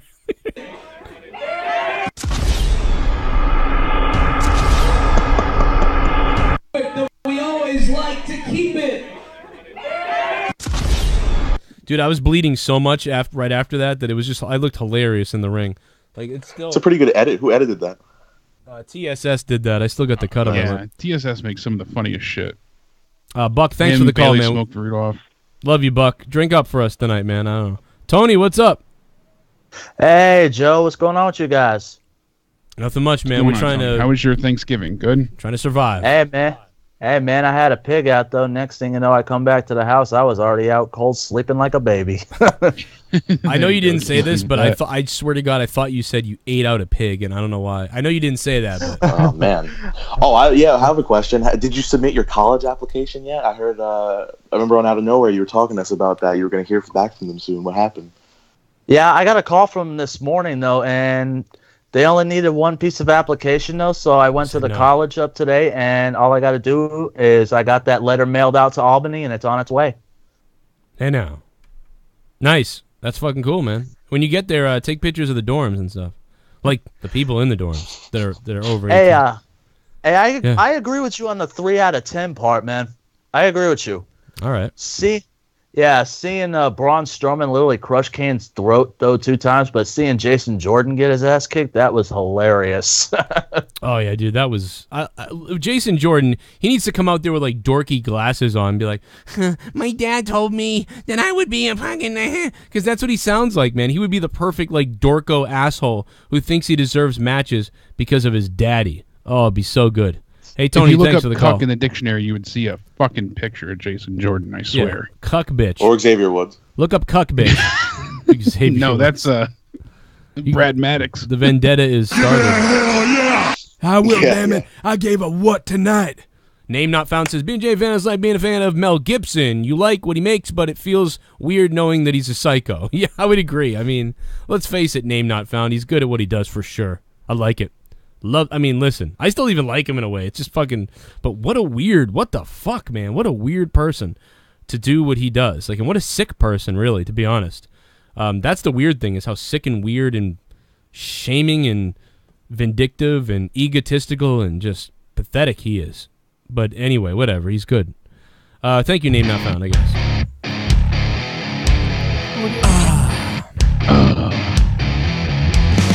$9 for a fuck, someone donated 9. I'm getting hard, I got 9 inches inside of your wife. $9, I'm shooting my semen to the ceiling, I'm coming, and my balls have turned blue. $9, suck my dick. I like Paige's new group, Come Solution. We are Come Solution. That is Schleppy. What is up, Mr. Schleppy? Schleppy dropping us videos today on Twitter of him lifting weights. Schleppy is the official... Swole. He's the JCS bodyguard if we're on the West Coast, man. He'll beat the hell out of somebody. Protection.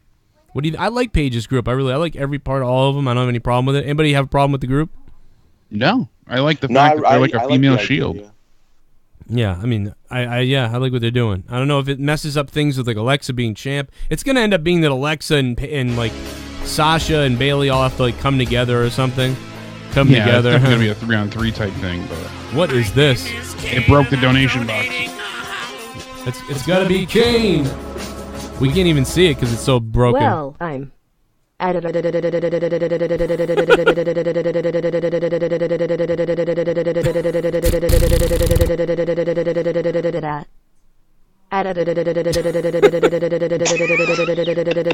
was Meltilla's corpse.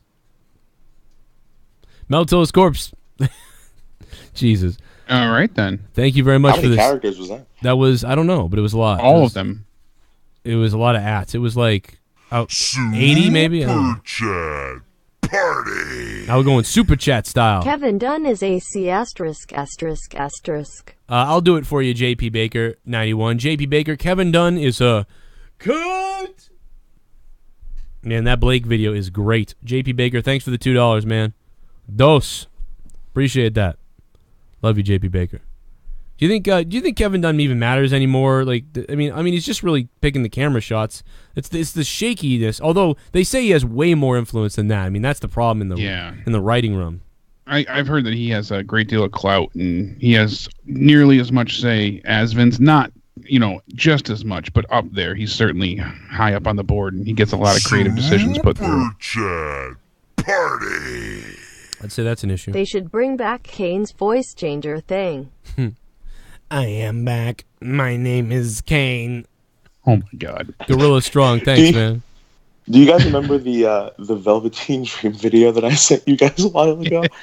I just found it. I tweeted it to you guys. Joe, do you remember that? Let me go look at it. Shit was hilarious. I don't remember it. Let me see. I You don't remember it? Oh my God! Please go look at your Twitter. You gotta see it, Joe. It's fucking fantastic. If I Julius Wright on the show. If I see it, I'll talk about it. You played it a while ago. Julius Wright said that Cody Rhodes and the Young Bucks are planning a self-financed 10,000-seat event in 2018. So that's pretty cool. Joe warned me our Knoxville crowd would suck. You were right. It was my first live event, and I haven't had a voice in over a week.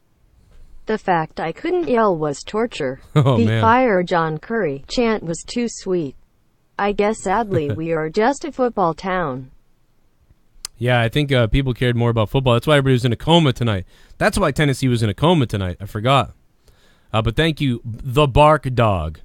But yeah, I told you, man. I told you it was going to be dead. I said go because maybe you'd be loud. Maybe you'd help people be louder. But nothing helped these people be louder tonight. I mean, granted, the show wasn't very good. But again, if you were in a better town, people would have found things to cheer for. Like, you know what I mean? Braun showing up at the end. Roman. I guess Finn is fucking around with Paige. Either Really? that or they're sharing the same lipstick. Oh, His lips were red as fuck. Really? Put it in my fanny, Finn. Thank you, Abel Salas Jr.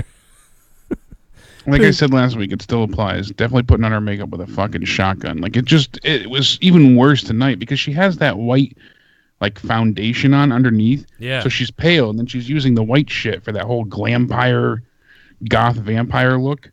Really weird. And she has her own YouTube channel, the Glampire thing that she's doing, where it's all about like how they do makeup to give you that gothic vampire look. And There's Really? photo shoots for it, and yeah. Yikes. Oh, man. Well, Yeah, that's why she's doing that whole Glampire bullshit. It's just, I don't know. I don't get it, but... When you guys are at home practicing, like I practice, not like that. You always put it in first in your bum. Put it first in your bum hole. Joe, did you see it? Did you see the video? I still have not found it. This is the one with the toothpaste, right? In me bum. Yeah. Monetize Yeah. this early party. All I've got to say is I'm ready for monetize this Friday night. Okay. I can't wait, man. Thanks for the donation, $1. Man, we're getting ready. I monetize this.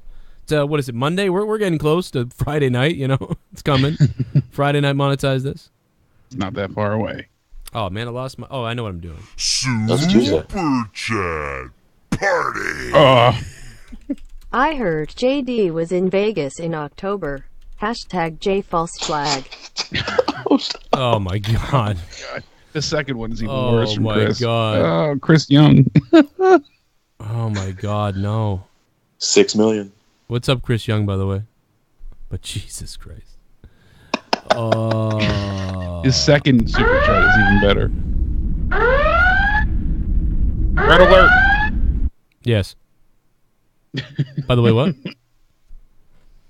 By the way, what? I said his second super chat is even worse, so... Oh, te amo, papi. Shitbum! Everyone needs to chill. It's no guarantee that Roman is going to be the Intercontinental Champ come WrestleMania. Yeah. I don't know who started that rumor. A lot of us thought it, but I remember somebody was adamant about it, V2 of Doom, Vito. Thank you, Vito, for the donation. But yeah, it just you have a weird, sick feeling about it. Imagine if you won the Rumble with the IC belt. Wouldn't that Dude, my fucking head would explode. It's got They'd do it. They would totally do it. It's got to be Shinsuke now that I think about it. It makes sense that they would compromise in that way. Hey, listen, I got to pee my pants. Jake, take over for a minute. Absolutely. So, Jaren. Hey, listen. Don't you? Jaren's on the show train. still, though. It's good. Yeah, there wasn't many redeeming qualities for tonight.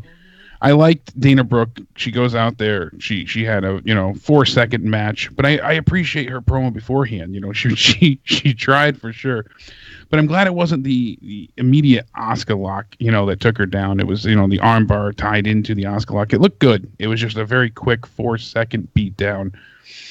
But I don't get why they would have Paige's Absolution group come out.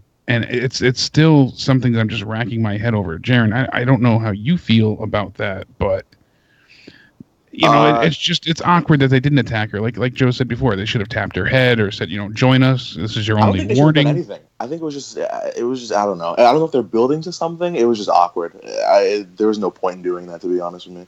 Yeah, because why put yourself in that situation to have Asuka, who they want to look just bigger than life, beyond belief, strong, and as dominating as possible.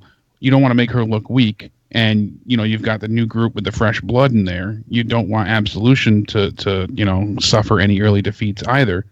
So why speaking of them, if I can just interrupt for a second, yeah, Mandy Rose and Sonya Deville's mic work needs a lot of improvement. They paused for so long in between what they were saying. They were just asking they were a little bit slow. It bit exacerbated, but Mandy Rose to me sounded better than Sonya. I was not saying much, but I've heard a few things that they have big plans for Mandy coming up, and I got some might be true. I know you do. You got 7 inches of plans. Let's not exaggerate here. Sorry, 10 inches of plans. But, yeah, okay. It's interesting. If they are going to go ahead and go with that, I don't know why they wouldn't want Paige to recapture the title, but they might just have her still be the dominating, role. But a lot of what Paige said rings true, and that's what I appreciate. All the times that we heard Emma, say, I started the Divas Revolution and the Women's Revolution, and I don't recall her being involved in it really at all. I know she was in NXT and was trying to work towards a change. Yeah, but I don't recall her being, anything that was that integral to the everything moving forward.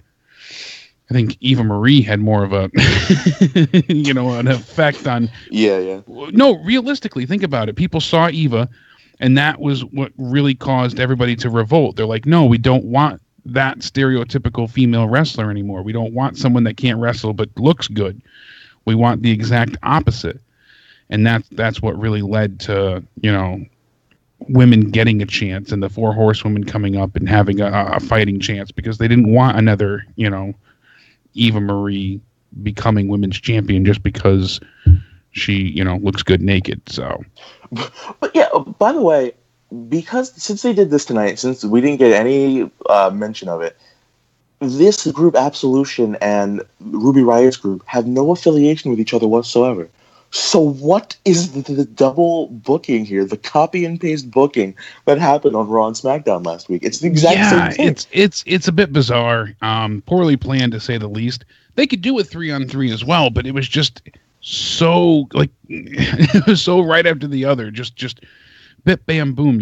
Monday into Tuesday they did the same thing twice, same style too. You've got a heel team, they're beating down everybody, and it's just, I don't know why they decided to go that way on SmackDown. They could have done a multitude of other booking options that would have worked much better. But do you think they're building to a six woman tag all the way up to the one night a year when Raw and SmackDown go head to head in direct competition?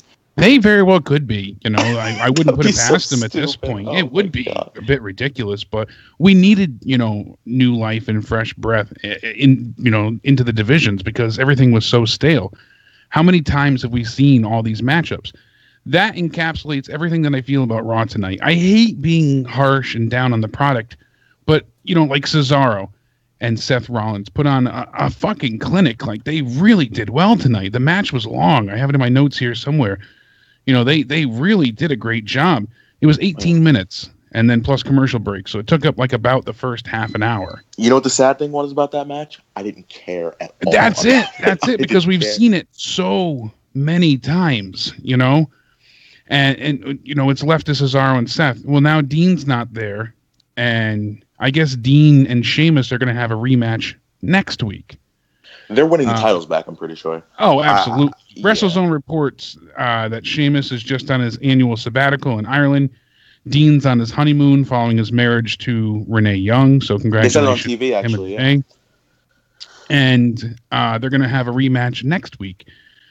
And it's funny how, you know, they go back to, you know, pretty much nothing to do with the Shield. Roman's on his own, Seth's on his own. Dean's not there. He's the glue that brings them together. Well, I mean, I think, well, Seth did a promo about how they're going to, you know, win the titles to prove that the Shield is, you know, stronger than ever or whatever. But I think the only reason they took the titles off them, yeah, I guess so.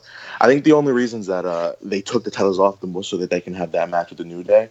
I think that was just like a quick change of plans. So I think they're just going to hot shot the title right back. Oh, absolutely. They took the titles over them because they had nothing to do with Roman. That was the problem. Roman was sick, so he couldn't make it for the 5-on-5 match. And they wanted to get that storyline booked definitely. They didn't want anything to be indefinite. They didn't want to be unsure about, you know, how, you know, each person would be placed into the match. And they, you know, they had a certain storyline built up already. Roman's cleared in time. They said, shit, what are we going to do with Roman? So they forcefully take the belts off of, you know, Seth and Dean just to go ahead and get Roman to have a match with the New Day.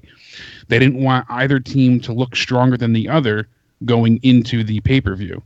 So they wanted to make sure that neither team was a champion. Fucking ridiculous. What an awful reason to play hot potato with the title belts. You know, no lie, I'm going off track a little bit. Xavier Woods can suck my balls. It's like, seriously, I'm still angry about this. I don't blame you. That's so disheartening when you, especially when you like somebody. Like, if you don't give a shit and Big Show blocks you, you're like, fuck it. But, you know, Titus O'Neil, JBL, people like that. But I like Xavier Woods. So for him to, especially when you didn't tweet at him directly recently, it's been almost a year at this point. I don't get it. I doubt it has anything to do with Joe. He was like, "Oh, you." Well, maybe no, I don't think it had anything to do with Joe. Maybe somebody included you. I would have gotten added though. I would have gotten the notification for it, wouldn't I? Nobody said anything about me to this guy. I don't know what happened. I don't know. Yeah, if you get tagged into it, sometimes they just block everybody that's included in the tweet. Jake Daniels said that next week it's going to be the rematch, the Bar versus Dean and Seth in the tag title match next Monday. Okay. Yeah, I saw it being a rematch. I thought it was 1-on-1, but still, thank you for. Oh no, I thought that's what you were talking about. Yeah, they're having a tag team title match next week. Yeah, for some reason I mixed that up, but there's so much garbage to filter through at this point. It's like, I don't know. You just. Why did Rollins and Cesaro need to be that long? Like it that's what I'm saying. The filler in this show tonight was ridiculous. They couldn't book an entire. They booked like a 2.5-hour show, and they booked a 2-hour show and stretched out the wrong things. Oh my God. But see, I'm okay with them. Like, it's hard because it's still good wrestling, and I appreciate good wrestling. But when you have no motivation behind it, and you just don't give a shit, like this, if they said that the winner of tonight's match would get to pick the stipulation for the tag team title, match next week, then at least we would have been invested in this match. We could have gone ahead and said, oh, well, Seth will make it a table match and Cesaro wants to make it a falls count anywhere. And, they each have their reasons. That would have been great. No count out, no something. But for them just to go out there and fight, there's no rhyme or reason to it. There's nothing that matters. It's just why should we care? For fight's sake. Exactly. If they don't care, then why should we give a shit? How long, I guess, I keep going off track. How long do you think before Finn Balor's out of this company for good? I hope it doesn't come to that. That's what I'm thinking. I really don't. And I'm hoping that Finn may end up getting the Daniel Bryan treatment because he got a good reaction from fans on Twitter. Even tonight, the fans cheered him well for the most part compared to Roman. He probably got like 6 or 7/10 of what Roman got all in all. No, name not found. The donations are paused right now, just so you know, but we're still getting them through. Oh, God, it's going to be so many. It's going to be ridiculous. And yes, Kevin Dunn is still a cunt, JP. But yeah, it's just unfortunate that he has to go ahead and seek out support from social media in the WWE universe to prove that he has enough talent to lead the division. I remember he came in like a fucking bolt of lightning from the NXT to the main roster. He pinned Roman Reigns. Now, granted, Roman also ate like 3 pins at that point in time. Roman got beat by Dean for the belt, because remember he beat Seth for the title, and then Dean Ambrose cashed in. So like Roman lost the belt at that point, and he lost another match, and then he lost to Finn Balor because he got suspended for the wellness policy violation. Yeah. So he might not have lost there had he not fucked up. And it was something along those lines. But, then they had the Universal title and everything goes, and changes hands. But still, Finn came in looking strong as hell, gets to SummerSlam. What happens? He wins. He gets injured. I'm hoping that if the fans support him like they did Daniel Bryan, even to a little bit of a smaller scale or a lesser extent, it still might be the shot in the arm that he needs to prove to Vince, hey, listen, I can move merch. People care about me. They care about the character. I'm more than just whatever the face paint proves me to be, and I can go ahead and, How is he with merchandise sales? Is he selling well? He was doing very well. His T-shirts were selling. His action figures were selling. A lot of the demon stuff was moving, so... Yeah, he was doing all right. He wasn't... he wasn't top of the line all the times, but he was doing well at live events, too. Yeah, he was doing well enough that it's like, he's doing okay. Yeah, he was making a dent. Had they pushed him a little bit more, maybe he could do more. Like when he first came in, he was selling like hotcakes, but he was in the top 3 of the store for I think past SummerSlam until he left for the injury. So, got to shout out to Amanda, man, if she's listening. She's going through some shit, some acid reflux type of real bad acid in her stomach. Yeah, they said she had like a pocket of acid over several organs that was causing issues and sounded very, very painful. My fucking charger is stuck under my chair. Give me 1 second. This is crazy. How dare you? Seriously. Why is this? Be a little more considerate next time. This is fucking broken, I think, because of this. And I'm sorry, Kevin Dunn. It had to be said. Yeah, no, I know that we could deserve and could get more out of everybody here. I think that's why I get so fucking flustered with this at this point in time, because... even Cesaro and Sheamus, like we keep going back to, 18-minute match, good match. We didn't give a shit about it. And the high knee that Rollins finished it up with looked great. That's one of the better times it's looked all right. Yeah, it looked really good, and usually it looks like shit. You're right, Joe. Or you miss it. You go, what just happened? And the guy's down, and then he wins. And you completely miss what happened. Yeah.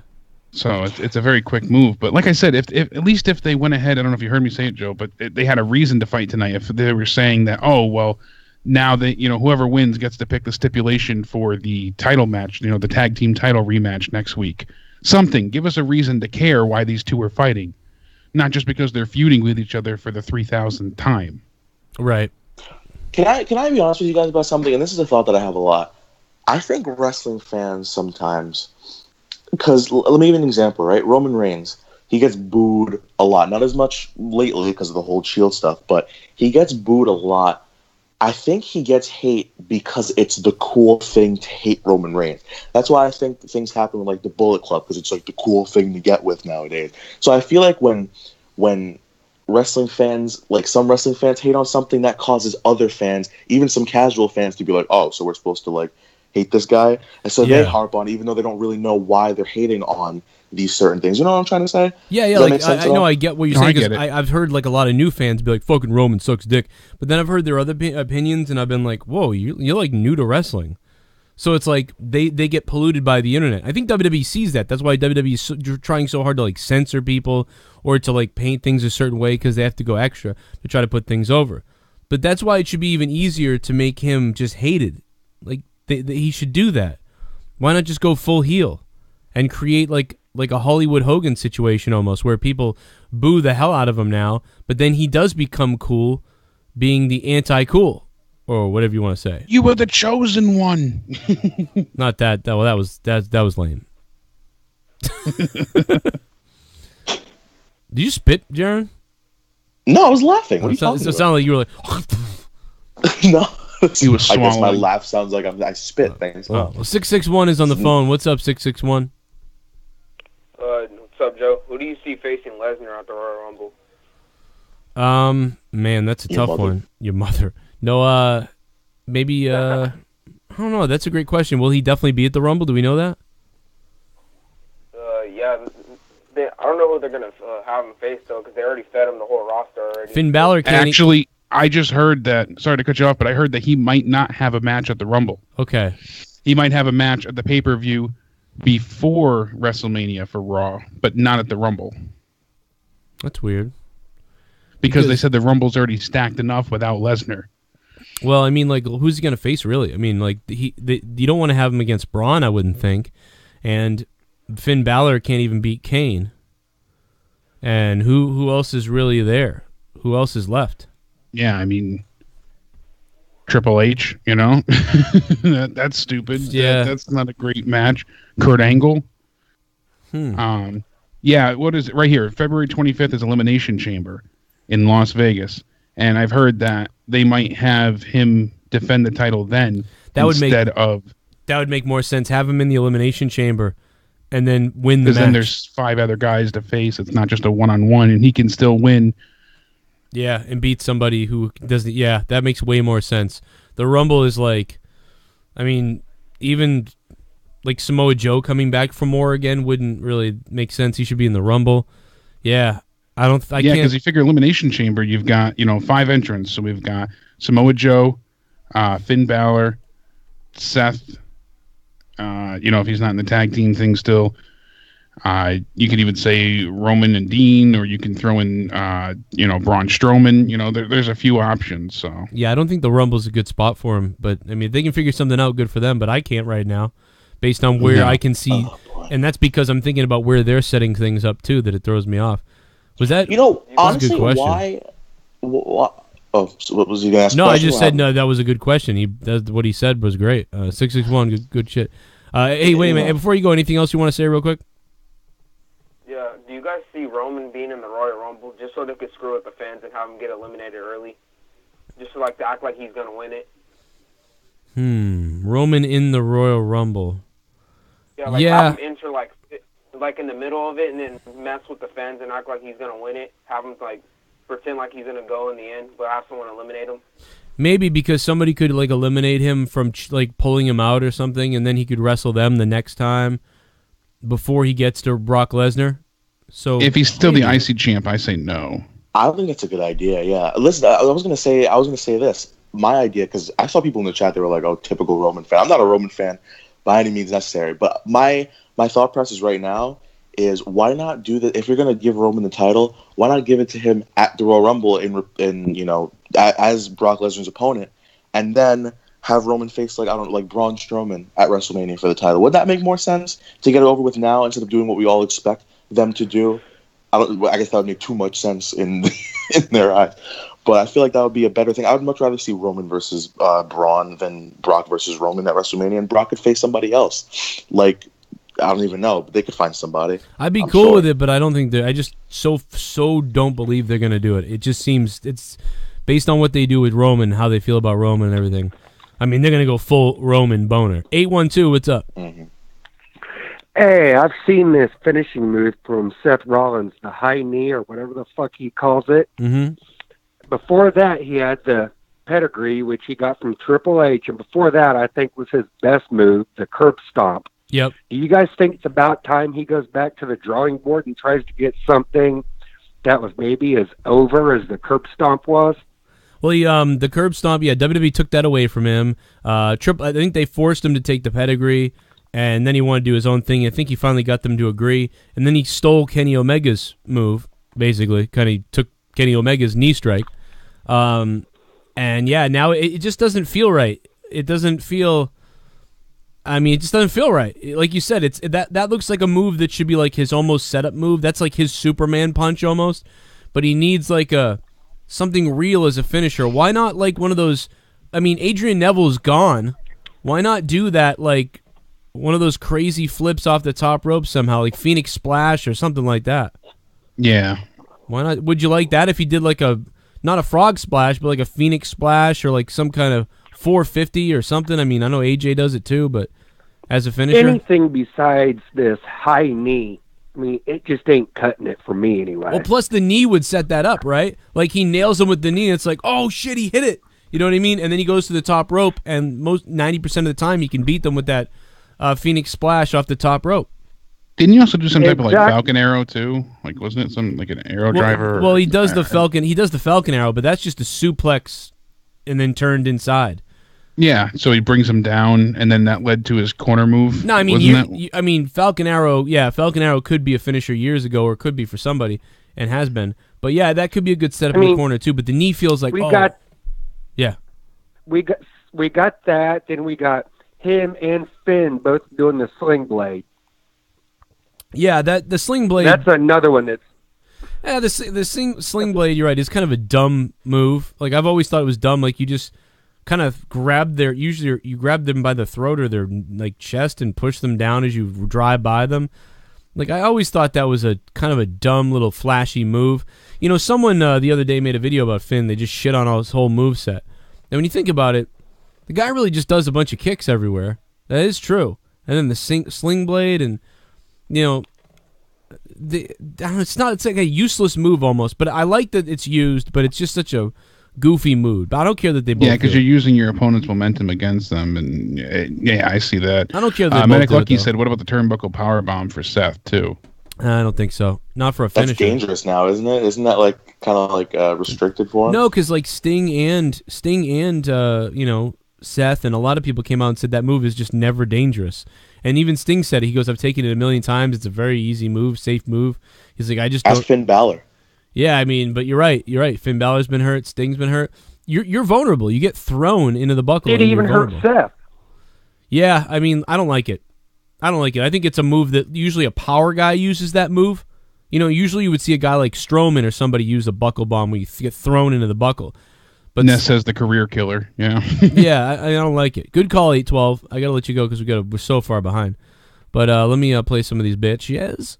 Brother Nero, what did you think of Monday Night Raw tonight? Brother Nero? Why was Monday Night Raw so shitty, Brother Nero? So shitty, Brother Nero. My last donation got some negativity on it, so from now on I will charge everyone $5 to see my donations. Schleppy, it's okay, man. We love it, man. Everybody's the shit. Schleppy's a beast, man. Schleppy, you are so awesome, dude. He sends me this video of him just working out in Gold's Gym or whatever, just beasting on these fucking weights, and it's fucking awesome. And by the way, speaking of Catman, I really do want to say, like, I agree with him on one thing, like, I don't want anybody to hate this fucking guy or send him hate or say crazy things in his fucking comments. Hey, F Tommy's corpse. Thanks, Mel Yellow. Like the guy that was like, Operation Demonetize him, like JCS Army. Like whoever said that. Fuck that. Obviously, whoever said that doesn't speak for me. People have said that to me from him. Like, you know, and I know that's not him saying that, but I just don't understand why I know that Shitbum. That's not him, but he doesn't know it's not me. Is it me or Paige's promo is cringe? She sounds nervous sometimes. Yeah. In a few weeks we will know if Matt goes 100% broken. Yep. Glad to see him delete. He gave me a delete salute at Mania pre-party in New Orleans at Meet and Greet. Yeah, he was awesome in Florida. Kalel Bama. That is a hardcore man, Kalel Bama. Yeah, a couple weeks we'll know. Apparently they said December 15th was when the broken gimmick becomes officially Matt's. Or, you know, I don't know, and so I suppose that's what's up. I suppose that's what it is. But we'll find out, you know, when that happens. I hope so. I hope that they just keep sort of teasing it as we go on throughout the weeks. Super chat. Yeah, hopefully. Party. Jordan can't sell himself out of a wet paper bag. JP Baker 91 chiming in with the $2 super chat party. We're having a super chat party. Jordan is weird, man. I don't know. He needs to go full heel Dorco. See, but now I don't see him doing it. Like, I don't see him doing it anytime soon because this whole thing was like, oh, he's kind of like afraid of like Strowman and Kane. He's trying to get out of his matches. He fought Kane tonight. Like, even when he lost, he went back in and kept fighting him. So I don't see how, like, or what the plan is to turn him heel. What exactly is he going to do? I thought he was supposed to be. He wasn't a coward tonight. He's already heel. I think he's just grating on everyone's nerves, and it's going to be just a gradual, slow burn. Super chat party. What you think about NWA back with Billy Corgan? Federico A. Pachico. Thank you very much, man. I love it. I've been watching the build up there, the champion over there, and Billy Corgan grabbing NWA. I've been reaching out to NWA a bunch, trying to work with them. I recommend you tweet them about me or whatever, but I'm trying to work with them somehow. I like what they're doing, and I'm pretty goddamn excited. That is like one of the oldest wrestling promotions ever, NWA. So it is it's unbelievable. That belt, man, that company is legendary, and I'm pretty fucking excited, to be honest. Super chat party. I heard JD rented a van in Paris. Hashtag J Oh my false God. flag. Oh my God. Red alert. That's crazy. Joe, before the next donation comes in quick, Brandon H in the chat says, why wouldn't they have Bray kidnap him, do some kind of weird torture stuff to break Matt, brings Bray into the mix for creative, purposes? Because that's one of the things I was going to address before. I can understand why Matt would be broken, losing clean to Bray after Bray loses consistently. Now he beats you. So, but realistically, from a storyline standpoint, now Matt's broken. Like Yeah, it is weird. I'm sure there'll be more that takes him down. There'll probably be more that happens. It's got to be. I hope they don't just have him show up Monday and be like, by the way. Someone around JD agree. Dude says he hates holidays. Who the fuck hates holidays unless you're a lonely Grinch fuck? Also, his problem is you don't let people be themselves. It's fuck your thoughts, feelings, and opinions. Yeah. I mean, something's weird, man. I don't even like talking about it anymore. But again, I'll just say don't send him hate. I'm not advising anybody to send him any kind of hate or any kind of fucking troll or whatever the fuck. So I think it's bullshit if you do it. Super logical asshole, thank you. I heard JD was assistant at Penn State. Hashtag J false flag. Oh my God, this is getting fucking crazy. It's weird. I remember listening to one of his podcasts a couple months ago. Didn't he say he was going to buy, he bought tickets to an Ariana Grande concert in Manchester a couple months ago? Oh, does that ring a bell to I wasn't anybody? sure, but it sounds familiar, Jaron. Okay. Medic Lucky Yeah, One. I was just making sure. Thank you, Medic Lucky One. This is fucking getting crazy. Yeah, well, like the Rose said on Twitter, he said yesterday morning that he got 61 dislikes and said to people, I hope you all choke on your breakfast while no one is around. And the Rose said, seriously, who the fuck wants people to die for disliking a video? So I can't say I wouldn't have said that. Joe, it's Blake. I sent an audio clip to play on FB Messenger. I'm using a new program on Mac to record and clip sound. It's PG. Check it out. Oh. It's probably like him calling somebody's mother a cunt or something. Let me go look at it. Shitbum! Can we get off Finn Balor's nuts? The dude is overrated as fuck. Seems like it. I just don't get it. I sincerely hope he doesn't get the Daniel Bryan treatment. Because he's not even in Daniel Bryan's league in regards to wrestling ability. Baylor has no charisma. I don't agree with that. I think Baylor does have charisma, but like he doesn't. I mean, like he's not the greatest talker. His moveset is like he doesn't. I can't think of like what great matches I've seen from Finn Balor in WWE, other than the one match when Samoa Joe was bleeding, and that was because Samoa Joe was bleeding. And then I kind of liked the Owens match with him in Japan, I guess, a little bit. But yeah, I mean, I liked him in Owens. I liked him in Seth. I liked him in AJ. Have you seen a bad Finn Balor match? No, it's just they're just sort of like that was pretty good. Let's play. That's the thing. I think he's consistent. I don't want to keep bringing up Finn, but I disagree. I'm giving him like right now. I'm at like a 7 out of 10 with Finn Balor. Like I think he's a 7 out of 10 overall. I think I really like him, and I can agree with that. I in his current form, in this iteration of Finn, I think he can do so much more. Look at, everybody wanted to see him with the club, to see the Balor Club. What is the club doing? They're fucking pushing merch, and that's all we saw for them tonight. Put them together. Finn's not doing anything. The club's not doing anything. Make it happen. They're the chub. Do something epic. Have them face the fucking Shield. Tonight, Finn Balor's. I'm going to go in the ring tonight. Finn Balor's going to go in the ring, and Bray Wyatt's going to be standing in the ring. And I'm going to look across at you, Finn Balor's going to look across at you, Bray Wyatt. And I'm going to hurt you. And I'm going to show you what the demon is all about. Like, and that's like what he says. And it's kind of like, okay. But like he really can't, 6 out of 10 on the mic. Like he's good at speaking, but not very exciting when he speaks. Wrestling-wise, his moveset doesn't excite me, but it is unique, but it's always the same thing. So it's like, all right, like I like 7 out of 10 for that. You know, then the demon and that presentation is fucking awesome. Like, that's like a 9 out of 10. And so when you mix it all together, and then most of the time he's not the demon, though. So overall, when you wrap everything up, I give him a 7 out of 10 as a performer right now. I think if you had heel Finn like he was, you know, back in his heyday, that you would enjoy him much more. I think his moveset reflects. Oh yeah. His you know, his outlook on things. The so fucking demon is gonna eat you. Heel moveset. Dude, if he came out there and he was like, and it's Sunday at the SummerSlam, the fucking demon is gonna eat you alive. He's gonna eat your heart. He's gonna eat your soul. And imagine how you're gonna feel, Brock Lesnar, when this 5'8" little fucking demon eats your heart for breakfast. Like, if he talked like that, like, and then he was like fucking some shit, like, it'd be like, oh shit, Finn Balor, like, then he'd be an 8 or 9.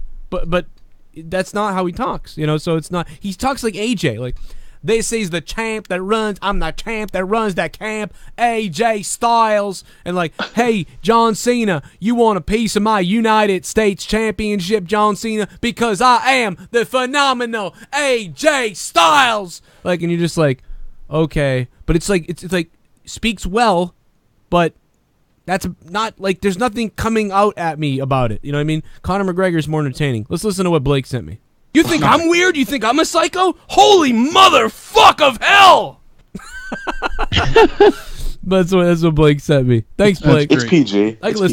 Did you get Blake's Christmas present yet? My P.O. box did receive it, but I haven't opened it yet. Okay. I've been waiting to open it.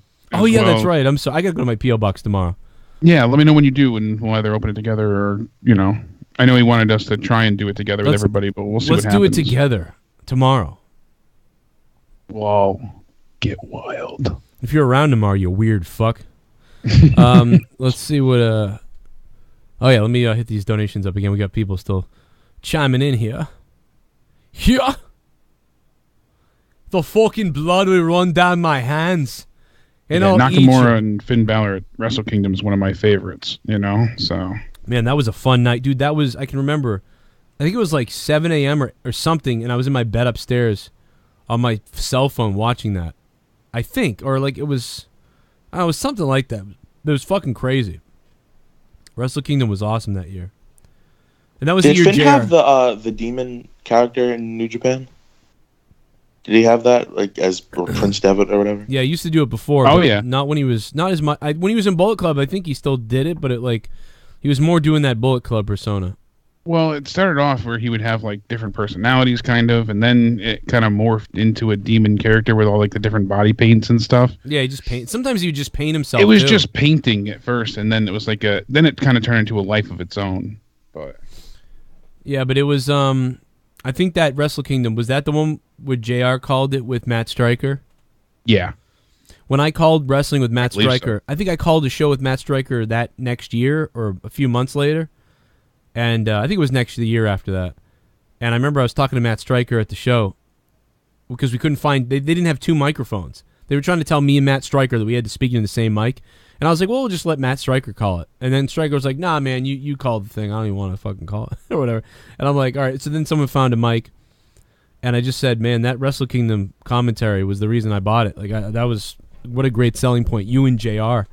I'm like, it was great. Like, you really helped him, like, when he didn't know certain things. You knew everything. And then he was able to know lots of things, and he called the match well, and then you guys just worked off each other great. Like, it was so nice to watch. I was like, and basically I was telling him, I was like, so Matt, you're gonna have to carry me tonight, like, because there was a lot of shit going on. Brother Nero, what did you think of Monday Night Raw tonight? Brother Nero, why was Monday Night Raw so shitty, Brother Nero? So shitty, Brother Nero. The JCS Army is full of real MFRS. Shout out to Savage JCS Army. Hashtag fuck that pussycat. Whoa, whoa, whoa. Whoa, whoa, whoa. Hey, CJ Bradley, what's up? What's been up, dude? Get ready for the broken gimmick. It's coming, CJ Bradley. So am I. Oh. Ooh, baby. Joe, Buck Wild and Shell want a family-friendly t-shirt. Oh, really? Of me getting weight? I should do it. Everybody wants a family-friendly t-shirt. I'll make that. And I'll put the wasted on it, too, maybe. I heard JD is gonna stab you with a butcher knife. Yeah. We're gonna stab your daughter at the mall. We're gonna stab your wife, your son. We're gonna stab you with a butcher knife. Alexa's sweet ass now dropping $2. Everyone wants younger guys pushed, but want broken down freaking Matt Hardy at the top push. I don't get it. He's always been a mid-card guy in my view, says Alexa's sweet ass. But did you not watch him in TNA? Like, I mean, did you not watch him? He was must not have. He was like the hottest thing going, Alexa's sweet ass. Why do you think we want him to be pushed? He was one of the coolest things going on in wrestling. Sadly, they always push Jeff, and I thought Matt had more to offer than Jeff did. Jeff was just more willing to risk his body.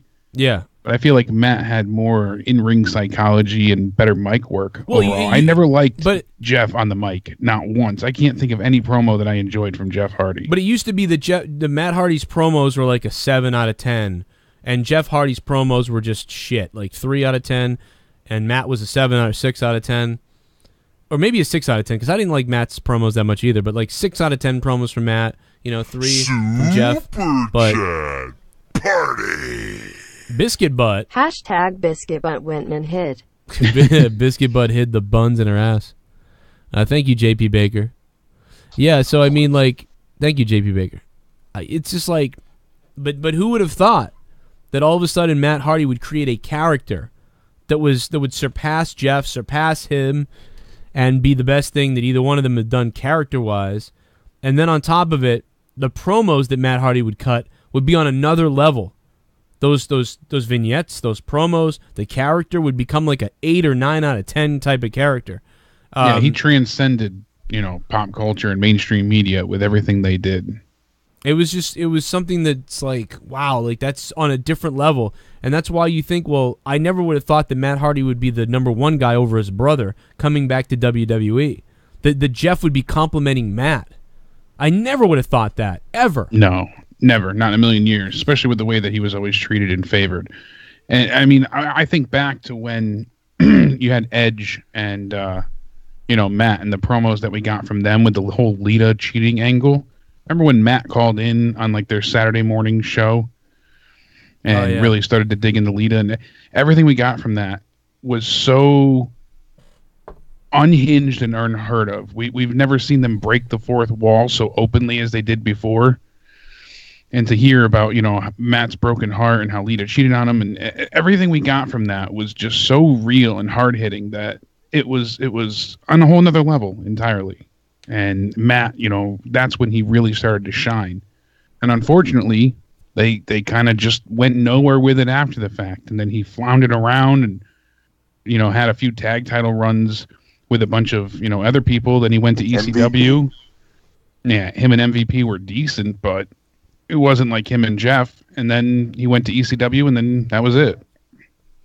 Yeah, and it's so crazy to think what he did.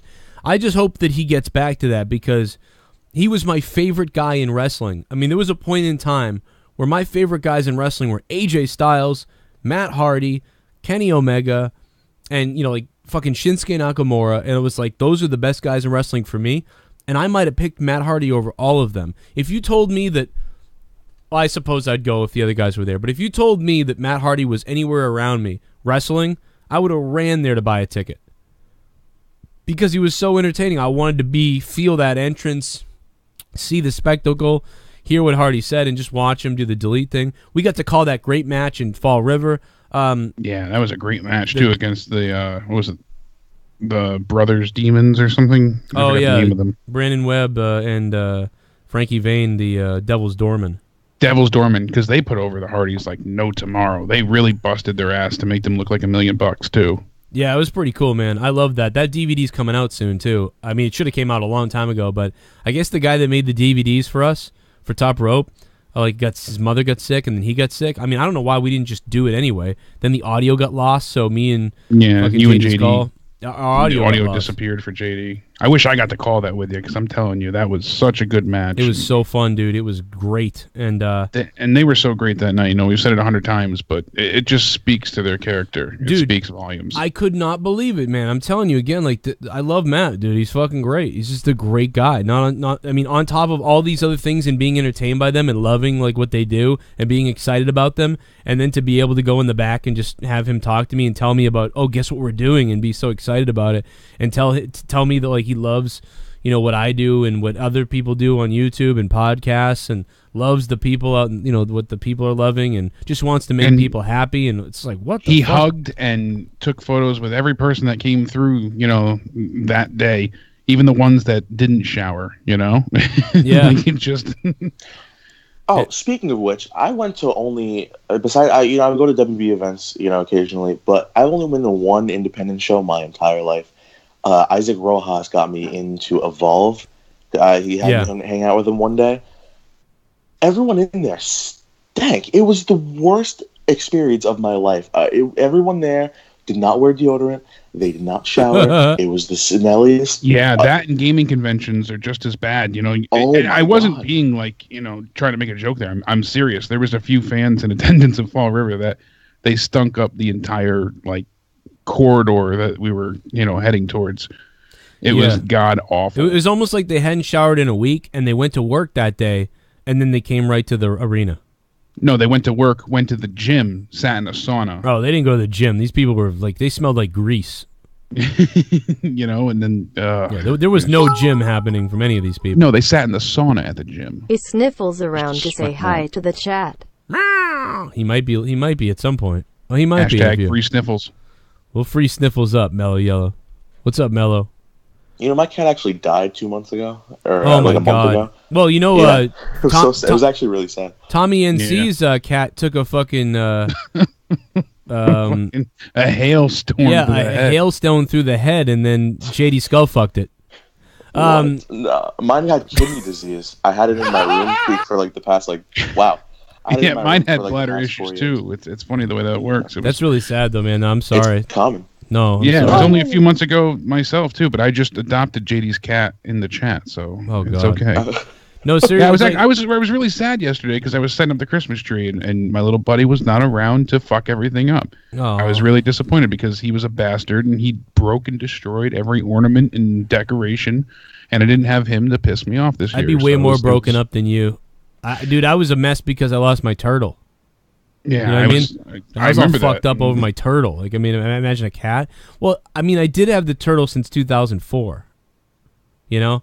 I don't know how long you had the cat, but I mean, 2004 for a turtle. That thing could have lived another 10 or 15 years, too, if it was, you know, done better.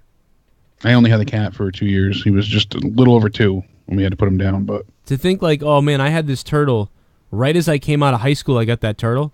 And, like, now I'm, like, 33, and the thing was dead. It was just weird. I was like, man, this is so weird.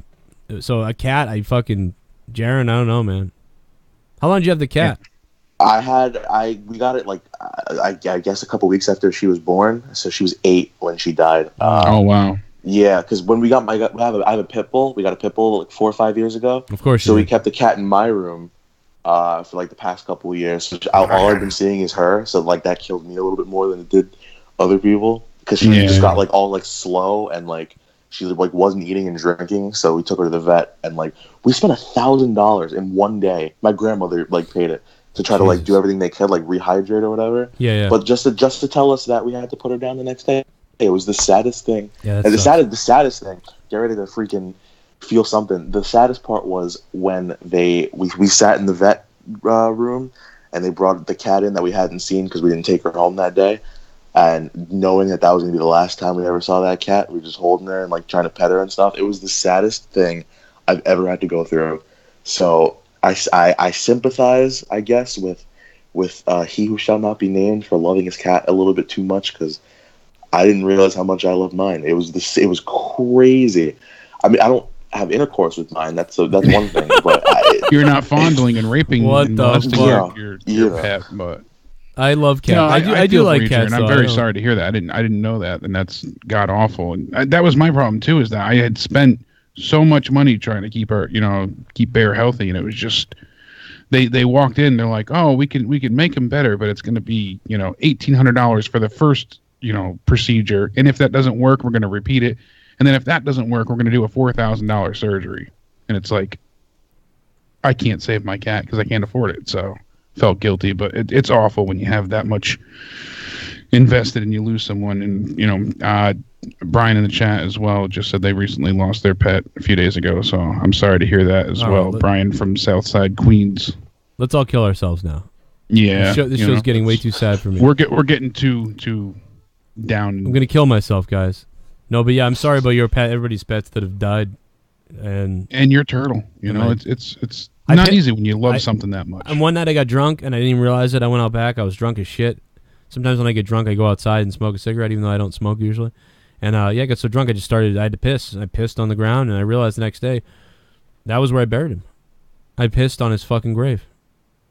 Well, you were fertilizing his garden. After tonight's episode of WWE Raw, Kurt Angle came out to cut a promo. After Raw went off the air, Kurt Angle cut a promo about being thankful and appreciative for his WWE career. There was no post-show dark match. It was just Angle kind of coming out to cut a promo. That's odd. You know what I wanted to bring up too, Joe, was the fact that I don't know. Jason Powell pointed this out on Twitter before too, and I put it in my notes and I forgot about it. It was really just outlandishly bizarre to hear Booker T say at the beginning of Seth versus Cesaro how, oh, this is a singles match and winning here doesn't mean you're going to have success in a tag team match. So if you beat them one-on-one, it doesn't mean you're going to beat them in a tag team. But the whole point of them facing each other one-on-one was to, have back-to-back wins, was for the challengers to go over the tag champs. That was the selling point of the match. That was the whole reason that they were going, one-on-one with each other last week and then this week, to prove that they could beat them as a unit again. So why would you say something so ass backwards and negative? Like, he did that so many times, not, in the past, but especially tonight. Like, he undersold or, demerited or took down any valid point. He just comes out with the most outlandish fucking gibberish at times. Booker's, you don't know. So stupid. You don't know what he's saying, dude. That's it. He has no fucking clue what he's talking about, and he says these ridiculous fucking statements. He's like, "Oh, this doesn't matter. Why would they do this?" Well, why are you underselling the point of a match? Things like that. Like Why is this even happening, man? Man, what? Let me tell you something. What's this even happening, man? That was it. That was all I had. Okay. I was waiting for more. My favorite part about tonight was when Kurt Angle made those 2 fatal 4-way matches, and to find out who's gonna face Enzo Amore. Mind you, it's Kurt Angle's idea. And when the fatal 4-way cruiserweight match starts, Booker T's like, Enzo Smart making them play the hard way to get his title. Oh man, wait a minute. It's a SmackDown referee. Looking jacked, man. Man, that was funny, Jaron. Hey, Jaron, you think that this girl in this photo on Skype knows that she's seen by thousands of people tonight on YouTube? You know what? I'll tell her. I don't even care. I tell her, I'm like, hey, I like this picture, and she's like, I look ugly in it, and I'm like, it doesn't matter. Because 10,000 people have seen you, honey. Just want to tell you. Almost 10,000. We're getting there, guys, with people that have viewed the show tonight. Let's take a look at the numbers. Average listener, 11 minutes, not bad. Almost 10,000 people have come into the show tonight. Damn, that's good for a shitty Raw. God damn it. Everybody in this JCS army is going through some shit. Nate from VA, we were wishing him well last week, Joe, as he was just leaving the hospital. Yeah, Remember, he had minor back surgery to fix some issues and whatnot. Well, he said, quick update for you all. You can pass it on to Joe. I was back in the hospital today. They found a tumor in my spinal cord wall. Luckily, when the biopsy came back, it's not cancerous. They gave me radiation pills to take to kill the tumor. Jesus So at Christ. least it's not cancer. They gave you... What the fuck is a radiation pill? It's a form of chemotherapy. They give you pills that you take. Instead of having to have, radiation blasted against it, they go ahead and they give you pills that you take, and it internally attacks the tumor. Because your spinal fluid absorbs it so quickly, and so easily compared to... Well, that's still fucking crazy, though. What the... Jeez, I didn't even know they did that.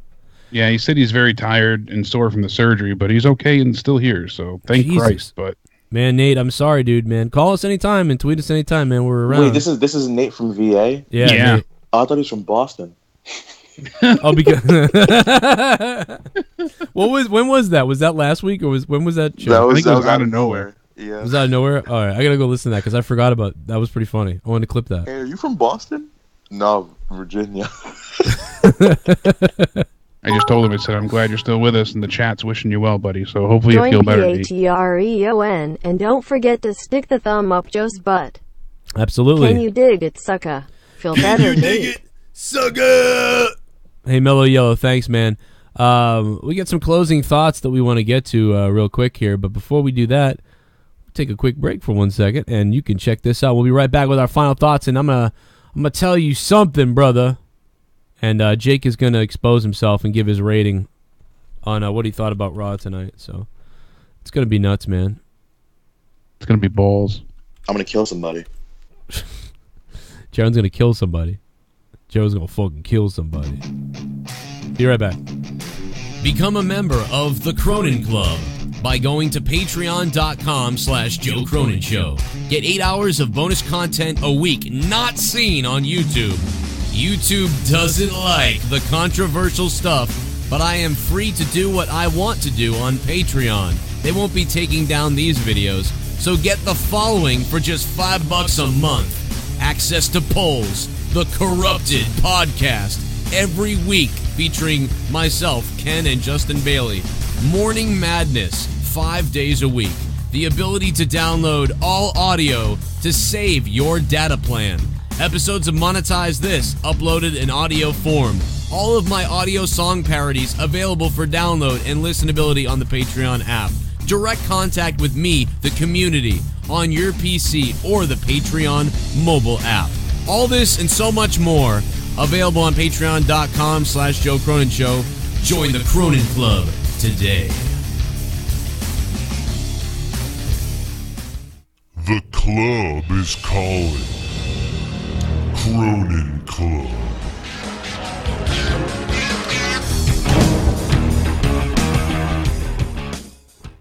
Patreon.com/Joe Cronin Show. You guys put Morning Madness up yesterday for everybody. At the $5 tier, you get Morning Madness. You get the Corrupted podcast. You get the Q&As live. You get the other live streams, the polls. And coming soon in the $5 tier, I'm adding a show. Instead of increasing it to make you pay more, I'm adding a show to the $5 tier. Which will be my retro series is back. It's been 3 years since I've done them. I'm going to be adding some of the old ones that you may not even know I've done to it first, and then doing new ones. And it's going to be random retro reviews. So I'm going to be doing like random shows, not like in order and following along in order, although that could be fun to do it. I've still thought about that. Maybe I'll send out a poll. But I think I just want to do random stuff, skip around, 86, 94, 98, this, that, whatever I feel like. And so I think I do want to do that. But anyway, that's an announcement for $5 a month. And then I'm going to be adding a $10 tier as well, where we do something else kind of wild. And the real reason I'm adding a $10 tier is because so many people have upped their pledge to $10 that it's like, I just feel like, well, let me try to do something extra. I don't know. Did you guys say something? I'm sorry, I had you muted on Skype. I know. Yeah. I said it's hard when you go ahead and you do it, in a specific order, or if you follow it chronologically, because then when you get to the bad weeks, you really just lack any motivation to continue doing it. That's what happened with Justin. Like, he got to a certain area in WCW, and he was just like, "Oh, fuck me with a butcher knife. I do not want to do this." Yeah, but see, and I'm just going to do random shit. I'm going to be like, randomly episode 185 of Nitro. Yeah, that's why you get to pick your favorites and pick and choose. And but see, even if you do a shitty night, you could still have fun. I won't even pick my favorites. I'll just pick random shit. I'll be like, you know what? I might send out a Twitter, like a poll for you guys. And then like, hey, vote on which one you want me to review, and then I'll watch it. I'll review that one. So that's going to go up on the Patreon too. So you guys are the ones that fund my show. Your donations fund the show. You guys know that. You know that we need your help. So you guys have been fucking insane. Vito upped his pledge to $102 a month, which is insane. Shell is at $100. Brian Himmelfarb is at $100 a month as well. Like, that's nuts. By the way, Spiderland Leafs edited his pledge from $5 to $6, so he added $1 on there. So I just want to give Spiderland a shout out here tonight because of that. Thank you, man. Happy birthday, Eli Lopez in the chat. And then one of the best messages I've read tonight, JD's cat said, "I'm literally being raped every day by a Sicilian with low self-esteem." I don't know why that made me laugh as hard as it did, but when I read it, it just fucking killed me. So when you word things the right way, it's gold, dude. It's God.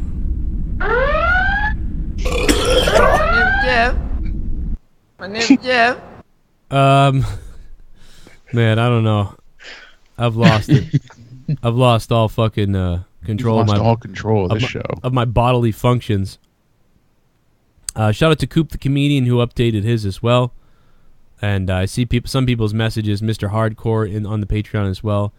But yeah, man, we hit a milestone. We've never ever been at what we are at right now. So thank you guys for doing that. We're at fucking 271 patrons. This is crazy. That's a large amount of patrons. You know, there's guys I know who have been pushed by crazy YouTubers and have crazy amount of views and get double views what I get and get double everything, and you know they're not even halfway to this. So thank you guys for that. And speaking of shit like that, let me hit these up. Let me give our final ratings on Raw. Thank you, Joe. Hey, thank you, Pavey. If anybody wants to call the show, I'll give you last call right now. It's fucking last call, man. Open a fucking beer and drink it in. Drink it in, man! And call the show. Get your last... make it quick, though, when you call, because I'm going to move on. But 339-226-6610, or add me on Skype. Skype is Danny Deadly. And you can see the number down there below. So we'll do that. Jake, final thoughts on Raw? I'm going to give it a 7 out of 10. No, I want to give it like a 3.5, 3.5. Fucking Jesus Christ.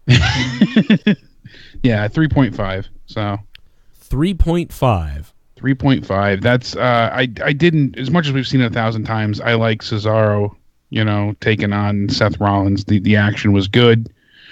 I liked Paige's group and what they had to offer tonight. I like Paige's promo too, honestly. I didn't think it was bad. She made some great points. Even when she said like, "I'm back," I didn't even get that angry. I hate that, but I didn't get that angry with it.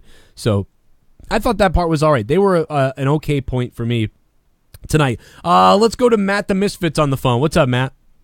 What's up, guys? What's up, What's going on? So, Dana Brooke had the best match of her career. Right? Yeah. All 4 seconds of it. How sick was that she just did a full like reverse like backflip like into her like fucking bam and then locked her right up. That was awesome. And then they're slow. I think they're playing it. WrestleMania 34, Paige and Asuka for the women's title. They kind of just planted the seeds tonight. Maybe they will. And maybe she'll use all her. But shit, I mean, do you think that it's okay if Asuka loses matches, like even if Paige has her friends beat her up, or do you think that like she should just never lose? Never lose. So it's going to be hard to tell that story, to be honest. But maybe they'll do the Rumble, and if the women do a Rumble, they might be able to get away with that then, because then they don't have to meet. Yeah, that's another reason why they think Brock isn't going to have a match at the Rumble, being reported anyways, because the women's Rumble is rumored to be happening. So with 2 Rumbles and any other matches on the card, they're thinking Brock doesn't need to show up to sell the pay-per-view. I also want to tell everybody real quick that I'm going to be doing a very, very quick, and by very quick I mean 10 to 20 minutes Q&A on Patreon, probably at some point tomorrow night after the SmackDown review. Tomorrow night on Patreon, as long as you're a patron, I'm going to be doing it for $2 and up. So almost everybody will be able to see that tomorrow. Special one. I'll be shooting on some shit. I'll answer your direct questions. I don't care what it's about. I'll go off. I'll talk about it. I'll flip out. I'll do whatever I got to do. Tomorrow night after the SmackDown review, and if we do video gaming tomorrow too, it'll be after that. So as soon as we're done with everything, there'll be a Patreon deal tomorrow. And I may stream some games tonight on Twitch. Just FYI. For everybody. Thank you to Matt the Misfit. Let's go to Vito. Vito! V2 of Doom, Vito. What's up, you delicious motherfuckers? What's going on, baby? Wow. Yeah, not much. Now I'm at work right now. I just want to give you guys a what's up. And, I'm gay. Say Raw was a mediocre night. 5 out of 10. Wow. See, I can't believe you're giving it that high. I kind of liked it. What did you like about it? That's what I want to hear. I like maybe because I'm just like a big Elias mark right now, but I think Elias is working his ass off right now. Yeah, but for me, his match with Roman was good. I just think his concert went a bit too long. I told you, soon, man. Soon, man, they're going to be cheering for Elias. They're going to be like, he's going to be like, who wants to walk with Elias? He does that in Philly or in New York. I bet you people cheer for that big time. Big time. They already are in some markets, you know, and then that's why he retorts and comes back at them with those comments about their sports teams or their hometown. Yeah. Then they start to boo him again. But he did well with that a few times. What else? So that was it? You like Elias, and that gave you a 5 out of 10? I'm not that too. I thought the Cesaro Rollins match was pretty darn good. I really don't have problems with Raw most of the time. It gives me my escape room shit, so it's good times for me most of the time. Wow, man. Well, Vito, I mean, hey, I ain't gonna argue with you. $100 patron a month. You can tell me I'm gay. I'll believe it. You probably are, Joe. I'm a little bi, maybe. I don't know, but yeah. So I mean, there's that. What do you like better? Have you liked Raw or SmackDown better then? No, I'm usually on the fence with that one. Usually, I like SmackDown better. I've liked SmackDown better for like the last 2 years now. So, all right, well, just mediocre, but I generally enjoy all the shows. I hate to be that guy, that fan all the time, but literally, it's good most of the time for me. Oh man, I wish I could be you, because this is, for me, it's like torture. It's like I'm like tortured. I know. I mean, Joe, I've been watching it just as long as you have. Maybe I'm just not as, I'm not calling you cynical or nothing, but I'm just like less cynical when it comes to wrestling. No, I got you. I mean, I'm more jaded and tough to please now and things like that. Yeah, because you're certainly as equally invested. I mean, that's not the case. It's not like you don't care. Yeah. So. Yeah. No, I wasn't saying that. It happens. No, that's what I'm saying. You care just as much as Joe does, I believe. So that's not the case either. I think, right, I'm cynical at times, too. All right, Vito. Thank you for calling, bud. Thanks, man. No problem. Big-time supporter of the show, Vito, guys. Anybody who doesn't ever support or donate or doesn't patron, man, you suck up to Vito, because Vito's one of the guys keeping this show on the air. Shout out to Vito. And also shout out to Pinhead Pete. Pinhead Pete just became a $5 a month supporter on Patreon. So, Pinhead, thank you, man, for signing up. And we'll try to give you your shout-outs throughout the week. And again, yeah, thanks, man, for coming over and supporting the Patreon channel. Patreon.com/Joe Cronin Show. I'm going to give tonight's show just a 3 out. I'm going to say 2 out of 10. I'm going to lower it because I said that every time I heard Big Dog, I was going to take 0.5 away. So I think I got up to like at least 4 with that, or 3 or something. So if I was going to give it a 4 or 3, well, I'll settle for 2 out of 10. So that's the logic that you're going by. Yeah, fuck it. I don't even 2 out of 10 tonight, because the only things I enjoyed was Samoa choking Reigns, which I thought was good. Matt Hardy doing something, but the crowd didn't care because they're in Tennessee. And Paige's new group, everything there, and Dana's promo and match. I thought that was funny. I was into that. I liked it, and that's about makes up what the Samoa Joe choking Reigns was like 3 minutes. Matt Hardy deleting the match, if you count the match, I mean, whatever. I mean, it was really only like 5 minutes, but if you count just the deleting part, the way when you go, oh my god, but then the crowd was like, so that ruined that. But so you're looking at like a minute there, so you're like 4 minutes at this point. Then if you look at Dana's match, that was like 2 minutes. So now you're at like 7 minutes. 4 seconds. It was 4 seconds. Yeah. So I mean, you're talking about, I enjoyed 5 minutes worth of Raw just about tonight. I mean, I'm gonna give it a 5.5. Actually, I'm gonna bump it up a little bit out of 10, because for what it was, like even the Roman Reigns versus Elias match, for what it was, given what both guys bring to the table, I thought it was a pretty entertaining match. Seth Rollins versus Cesaro, again, given what these guys bring to the table, it was a good match. There was nothing I really, except for like some minor things, there's nothing I could really take away from Raw and go, oh, like I wish I hadn't seen that.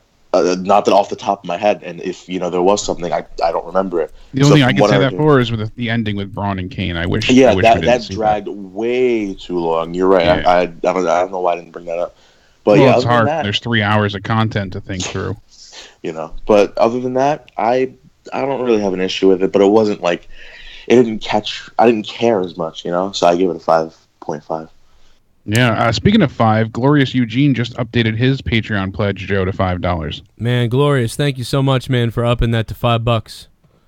Now you get Morning Madness, and you should be getting that retro series that I'm going to be doing as well. So, thank you, man. I appreciate that. Why are these not enabled? Oh, they are enabled. Let me go. If Xavier Woods died, I'd feel nothing.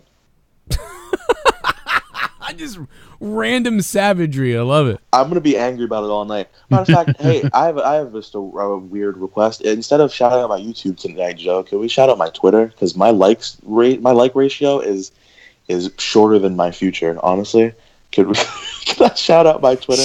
Yeah, you can. Hold on 1 second though. But yeah. Party. There was more commercials than actual show 2/10. Yeah, I mean the commercials, but also JP Baker. And thanks for all the support, man. You've been a big dog here. Speaking of big dogs, fuck the real big dog. It's just the crowd dragged it down for me. I took that into consideration, where they were tonight, how the crowd was, and the energy. And wait a minute, here's something we didn't touch on. JP Baker, thank you. We didn't touch on this. The cruiserweights actually got time. And I like the cruiserweights match. I left that off my list. I love the cruiserweights match. Cruiserweights match was fucking good. That crowd should have been alive for that. They didn't give a shit, and the match was actually good. So the 1 week, one of the few weeks where they actually let the cruiserweights go out there and tear it up a little bit, and they're in Tennessee, so the crowd just sits there dead. So Vince in the back is probably like, "See, nobody gives a damn, even when you do this." Well, you're in Tennessee. Yeah, they gave him less than 8 minutes because they went to break at like the 5-minute mark. It was Akira Tozawa, Noam Dar, Rich Swann, and Daivari in the Fatal 4-Way qualifier for the #1 contender match against Enzo. And, Rich Swann hit the Phoenix Splash on Dar for the win. It was about 7 or 8 minutes altogether. So, yeah, and it's still not the best, but it's like that still should have been like the crowd should have felt good action, something. Yeah. They did pop a little at the end, but there should have been at some point. I thought there was going to be a "This is awesome" chant, and by the way, I don't think that it was that awesome that it needed a chant, but there should have been some people cheering for some things, and man, they're just fucking flatline. You take away dead. points every time somebody says this is what the cruiserweight division is all about. Yeah, that too. If I want to fucking oh my god, Jesus Christ! It only took you a year and a half. We're having a subscription party to end the show. So, guys, hit that sub button down below if you're new to the channel. Subscribe here to the Corrupted Podcast. This is my second channel where we mostly do, like, corrupted podcasts and some fucked up bullshit that's not wrestling. But if you want only wrestling in my real wrestling channel, make sure you go over and sub my actual channel, which is youtube.com/Joe Cronin Show. And you can find that on YouTube easily if you type in Joe Cronin Show. You can subscribe to that. We're almost at 52,000 subs. Here's a logo. Here's the channel. You'll see me with 52,000 subs.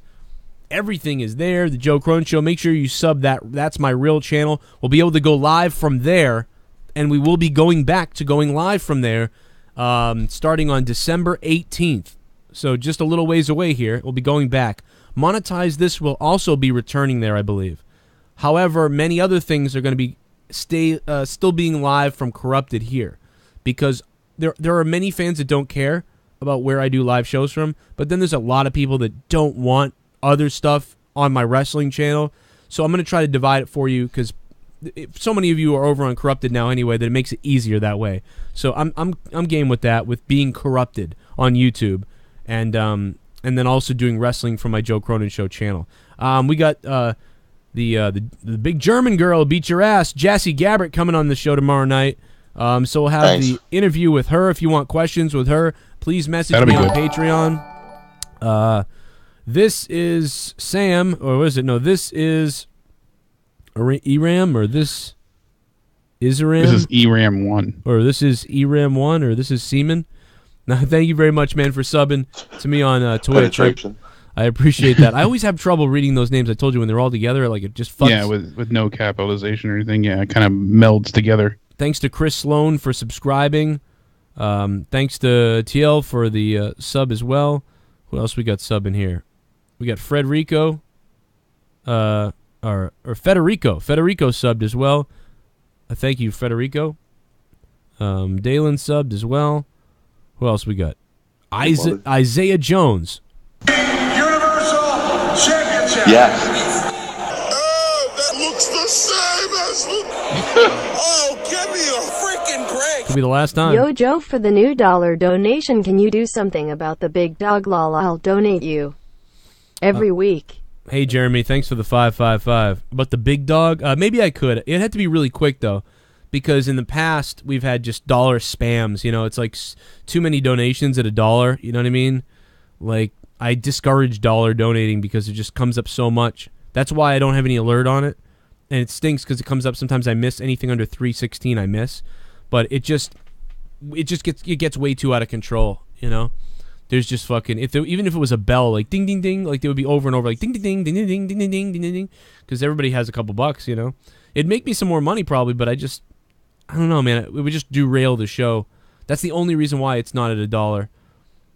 You know, I would love to do it, but it could derail the show.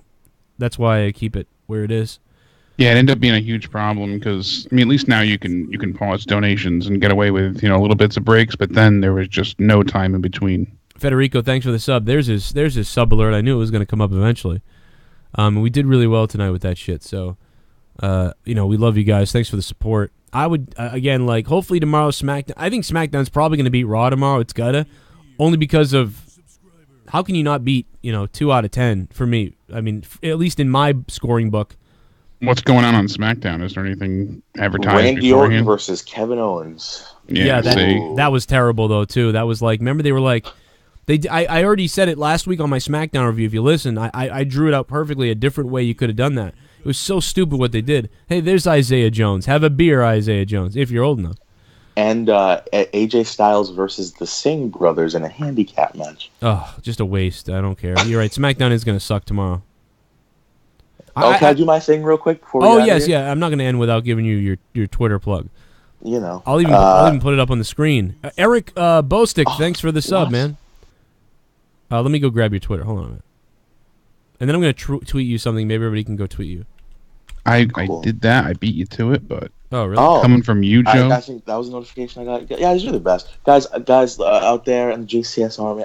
I swear to God, I'm funny. I swear to God, believe it or not. So if you guys want to follow me on Twitter, I'm trying to do live you are funny tweets.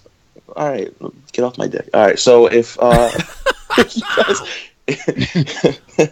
if you guys want to follow me on Twitter, it's at Small Afro Games. I'm gonna try to start live tweeting. I tried last week and lost 5 followers, so I know how strong this fan base can be. If you guys remember me, I freaking co-hosted for this show. How long ago? 4 or 5 years ago, I used to be a co-host for this show, and I'm still here today. It's freaking cool that I got to build this relationship with Joe and Jake and everybody out there, Justin Bailey and stuff like that. So hopefully I can. I'm gonna try to call in a little more frequently. We'll see what happens, but because I'm stuck up with college and everything. But yeah, just follow me on Twitter at Small Afro Games. And if I think you're cute, I'll follow you back. Thank you to Meme God and Dat J Money for the sub as well. And yeah, sub Jaren if you guys, or check out Jaren's Twitter and then sub him if you like him. Small Afro Games, you'll like him, and he's an extension of the show as always. Rampage Hacks, thank you for the subscribe. Hack my mother. Thank you for the subscribe. Hack my mother, please. She's got weird pictures I want found. Small Afro Games, thank you for being here tonight, Jaren. Of course. And sounding like Xavier Woods. And Jason Jordan. No, never relate me to that freaking cuck ever again for as long as I'm on this show. I never want to hear Xavier Woods' name mentioned ever again.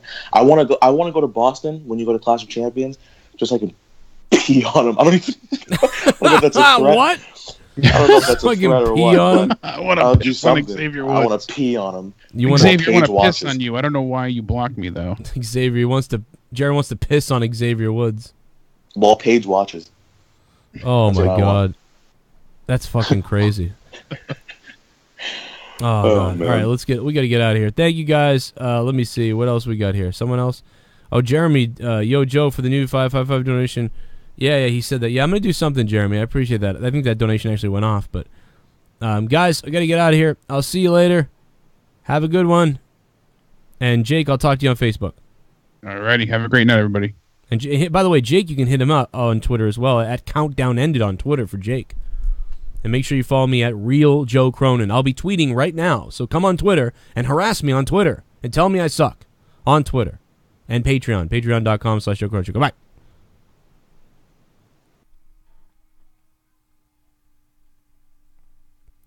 Yes, the great leader will return soon.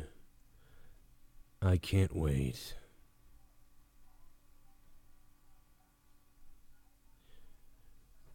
Jeff Hardy loves my owl t-shirt.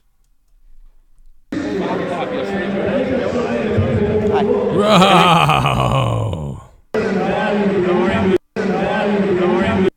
Look at Jeff Hardy's privates. I take it from my friends.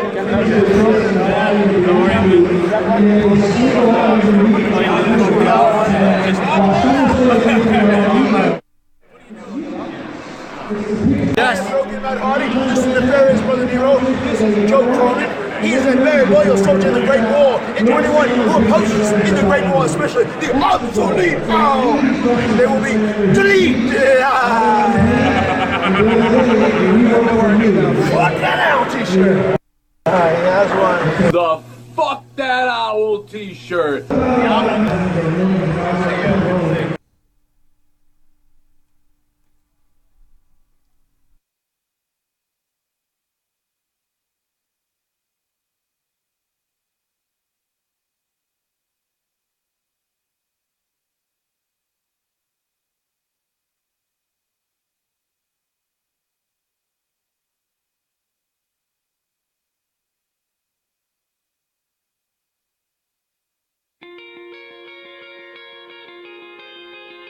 The Joe Cronin Show is for mature audiences only. If you get offended by sexual comments, racial comments, or anything at all, or if you're just a big fat pussy, then please turn off this channel now or forever. Shut your mouth!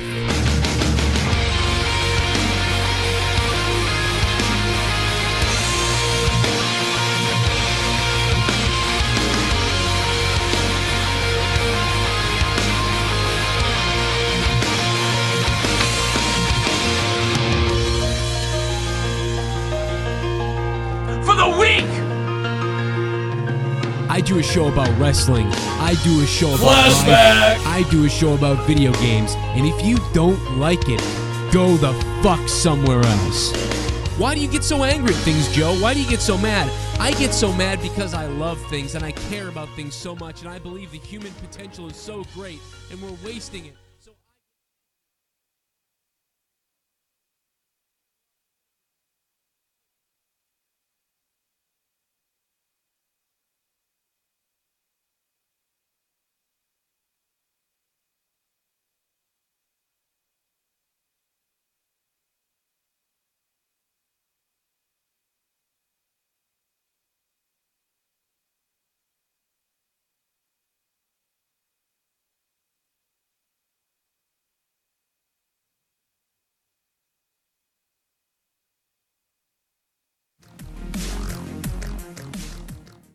The following is a response to World Wrestling Entertainment and Paul Levesque, also known as Triple H. Good evening, ladies and gentlemen. As part of the Joe Cronin Show, we are obligated to take certain standards and practices as regards to viewing the WWE's product. Now, as viewers, marks and smarts of the WWE product, we know that the PG language is something that we need to accept. We the viewers, have been informed that we shouldn't always get what we want. Ah, fuck, but I wanted to see Stephanie's cunt. You know, watch your fucking mouth. Shit! Jesus. Fuck! Damn it! Fuck! Anyway, Triple H has stated he no longer wants to hear about us. Tweeting, Instagramming, Facebooking, any of our displeasures about the World Wrestling Entertainment product. So from now on, we will refrain from having any opinions whatsoever about the WWE. We understand that as fans of the company, it's our obligation to shut our mouths and eat dog shit. Like a dog shit lollipop. Well, Paul Levesque, it's real simple. You guys call yourself the authority. Well, we call ourselves the Attitude, and we're here to inject some more attitude back into the WWE, and we're going to continue injecting it, and slamming it, and ramming it, until the WWE gets pregnant with the Attitude, and out comes one big, gigantic Attitude baby that shits all over the crap that's going on right now. Hard. I know. You alright? You sit down? You water? No. It's real simple, Triple H. We got two words for you. #fact. The following was brought to you by The Joe Cronin Show and paid for by The Attitude. What the the fuck did I just watch?